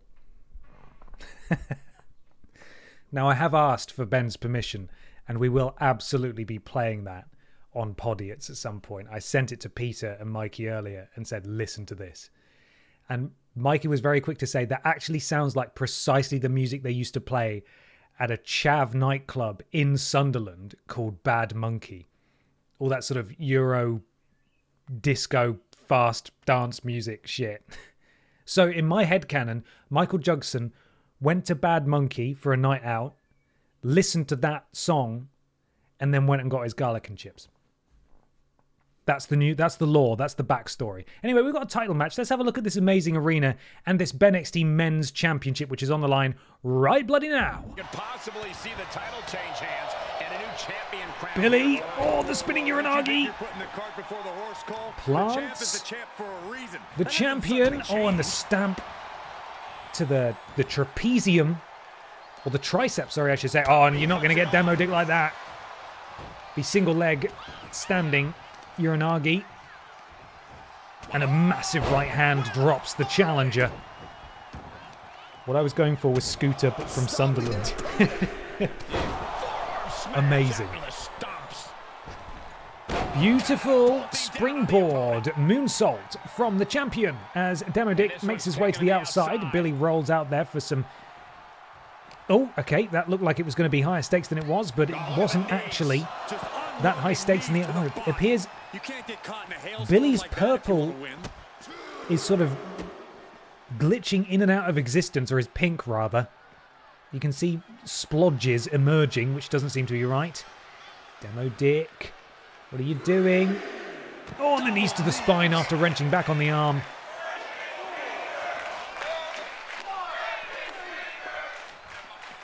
And this is our cue to get out of dodge fast. And the knee strike. You don't have to tell me twice. He's bringing his A game at the moment. He is feeling Drops Billy on the outside. Dick Mychenko getting back into the ring. A tactical decision, perhaps. Of course, he has a count of 10 for Billy to re-enter the ring. And Demo Dick just broke the count there by climbing back out of the ring. We reset to 1. Another thunderous knee strike. Oh, and Billy now laying in some heavy artillery. Headbutt. And Demo Dick is down. On the outside as well. And a big elbow drop from the big pink blob to the champion. Count of 5 now. Throws Demo Dick across the outside. Up to a count of 6. Billy tactically, correctly getting back in the ring. 7 now. Now, of course, as we all know, while Billy could win via count-out if the count reached 10, the championship would not change hands. Championships do not change hands via count-out. So Billy does not want to win that one. Demo Dick, big kick, forearm. Left punch, German suplex with the bridge. Went for the cover, but a rope break too close to the ropes there. The pin would not count. A taunt now from Demo Dick, feeling confident. Billy, groggily, back to his feet. Counter from Billy. Right hand of his own. Billy sends Demo Dick into the ropes. Bounces back. Big back elbow. And Demo Dick is down. Stamp to the left wrist. And now knee to the lower back. And wrenching back on the chin and the jaw of Demo Dick. Nice escape. Demo able to escape though, but Billy immediately back on the offense. What's he looking for here? Takes him to the ropes. Wrapping the arm over that top rope. Just trying to break the arm of Demo Dick. Can we get a glitch? What is it, PLE? Billy with his own German suplexes now spins him around. Oh my God, turns Demo Dick inside out into the cover. Is this enough? Could we see a new champion right here? 2 and a kick out at 2.5, but Demo Dick is in trouble. Billy has his finisher. This is not looking good for the champion. Billy with Demo up on his shoulders, hoists him round into a powerbomb position, slams him down. This is a finisher. Are we going to see a new champion right here? Can Billy do it too? We have a new champion. Billy has defeated Demo Dick at Billy in the Bank, and we have a new BENXT men's champion. Billy has done it. Second time is the charm. Billy has won the championship at Billy in the Bank. An average match, say the viewers. But he's done it. It really did look like Demo Dick was going to walk out of here with his championship, but not so, says Billy. Love to see a title change like that. Massive congratulations to our son. Guys, this is where we're going to have to leave it for tonight. I'm so sorry. It's 9 p.m. It's time for me. What have you had for your tea? Nothing. I've had nothing for my tea. I need to go and have my tea. I hope you've enjoyed this evening. Those of you who are joining for the first time, those of you who've been here for a while, I hope you've had fun. We will, of course, return next Wednesday, 6 p.m. for more BENXT action. We will be seeing out Billy in the Bank. We'll be crowning potentially some more champions. We will be crowning certainly the first ever men and women's Billy in the Bank holders, who can, of course, cash in on anyone at any time. Very exciting. Tomorrow morning, I will be streaming at 11 a.m. Will I be in my right mind? Probably not, but it will be Mass Effect 2, so do come along. Let's all hang out together. Let's be an absolute bastard in space. In fact, this lady here, the one on the left there, Commander PIS, is the one that we'll be tuning in to see tomorrow morning. See what horrible action she gets up to in space. She does now have red eyes because she is so horrible. So I'll see you all at 11 a.m. And of course on Friday at 11 a.m. we will be starting a brand new Dark Souls adventure. a playthrough in Dark Souls in Japanese, no less. So I will be needing my Translate app to work out what's going on. So I hope to see you there as well. If you're a patron of Worst Games Ever, the first ever episode of the Worst Games Ever podcast released today. So please listen, please enjoy. And I'll catch you all tomorrow morning. Thank you so much, everybody. See you in the morning. Good night.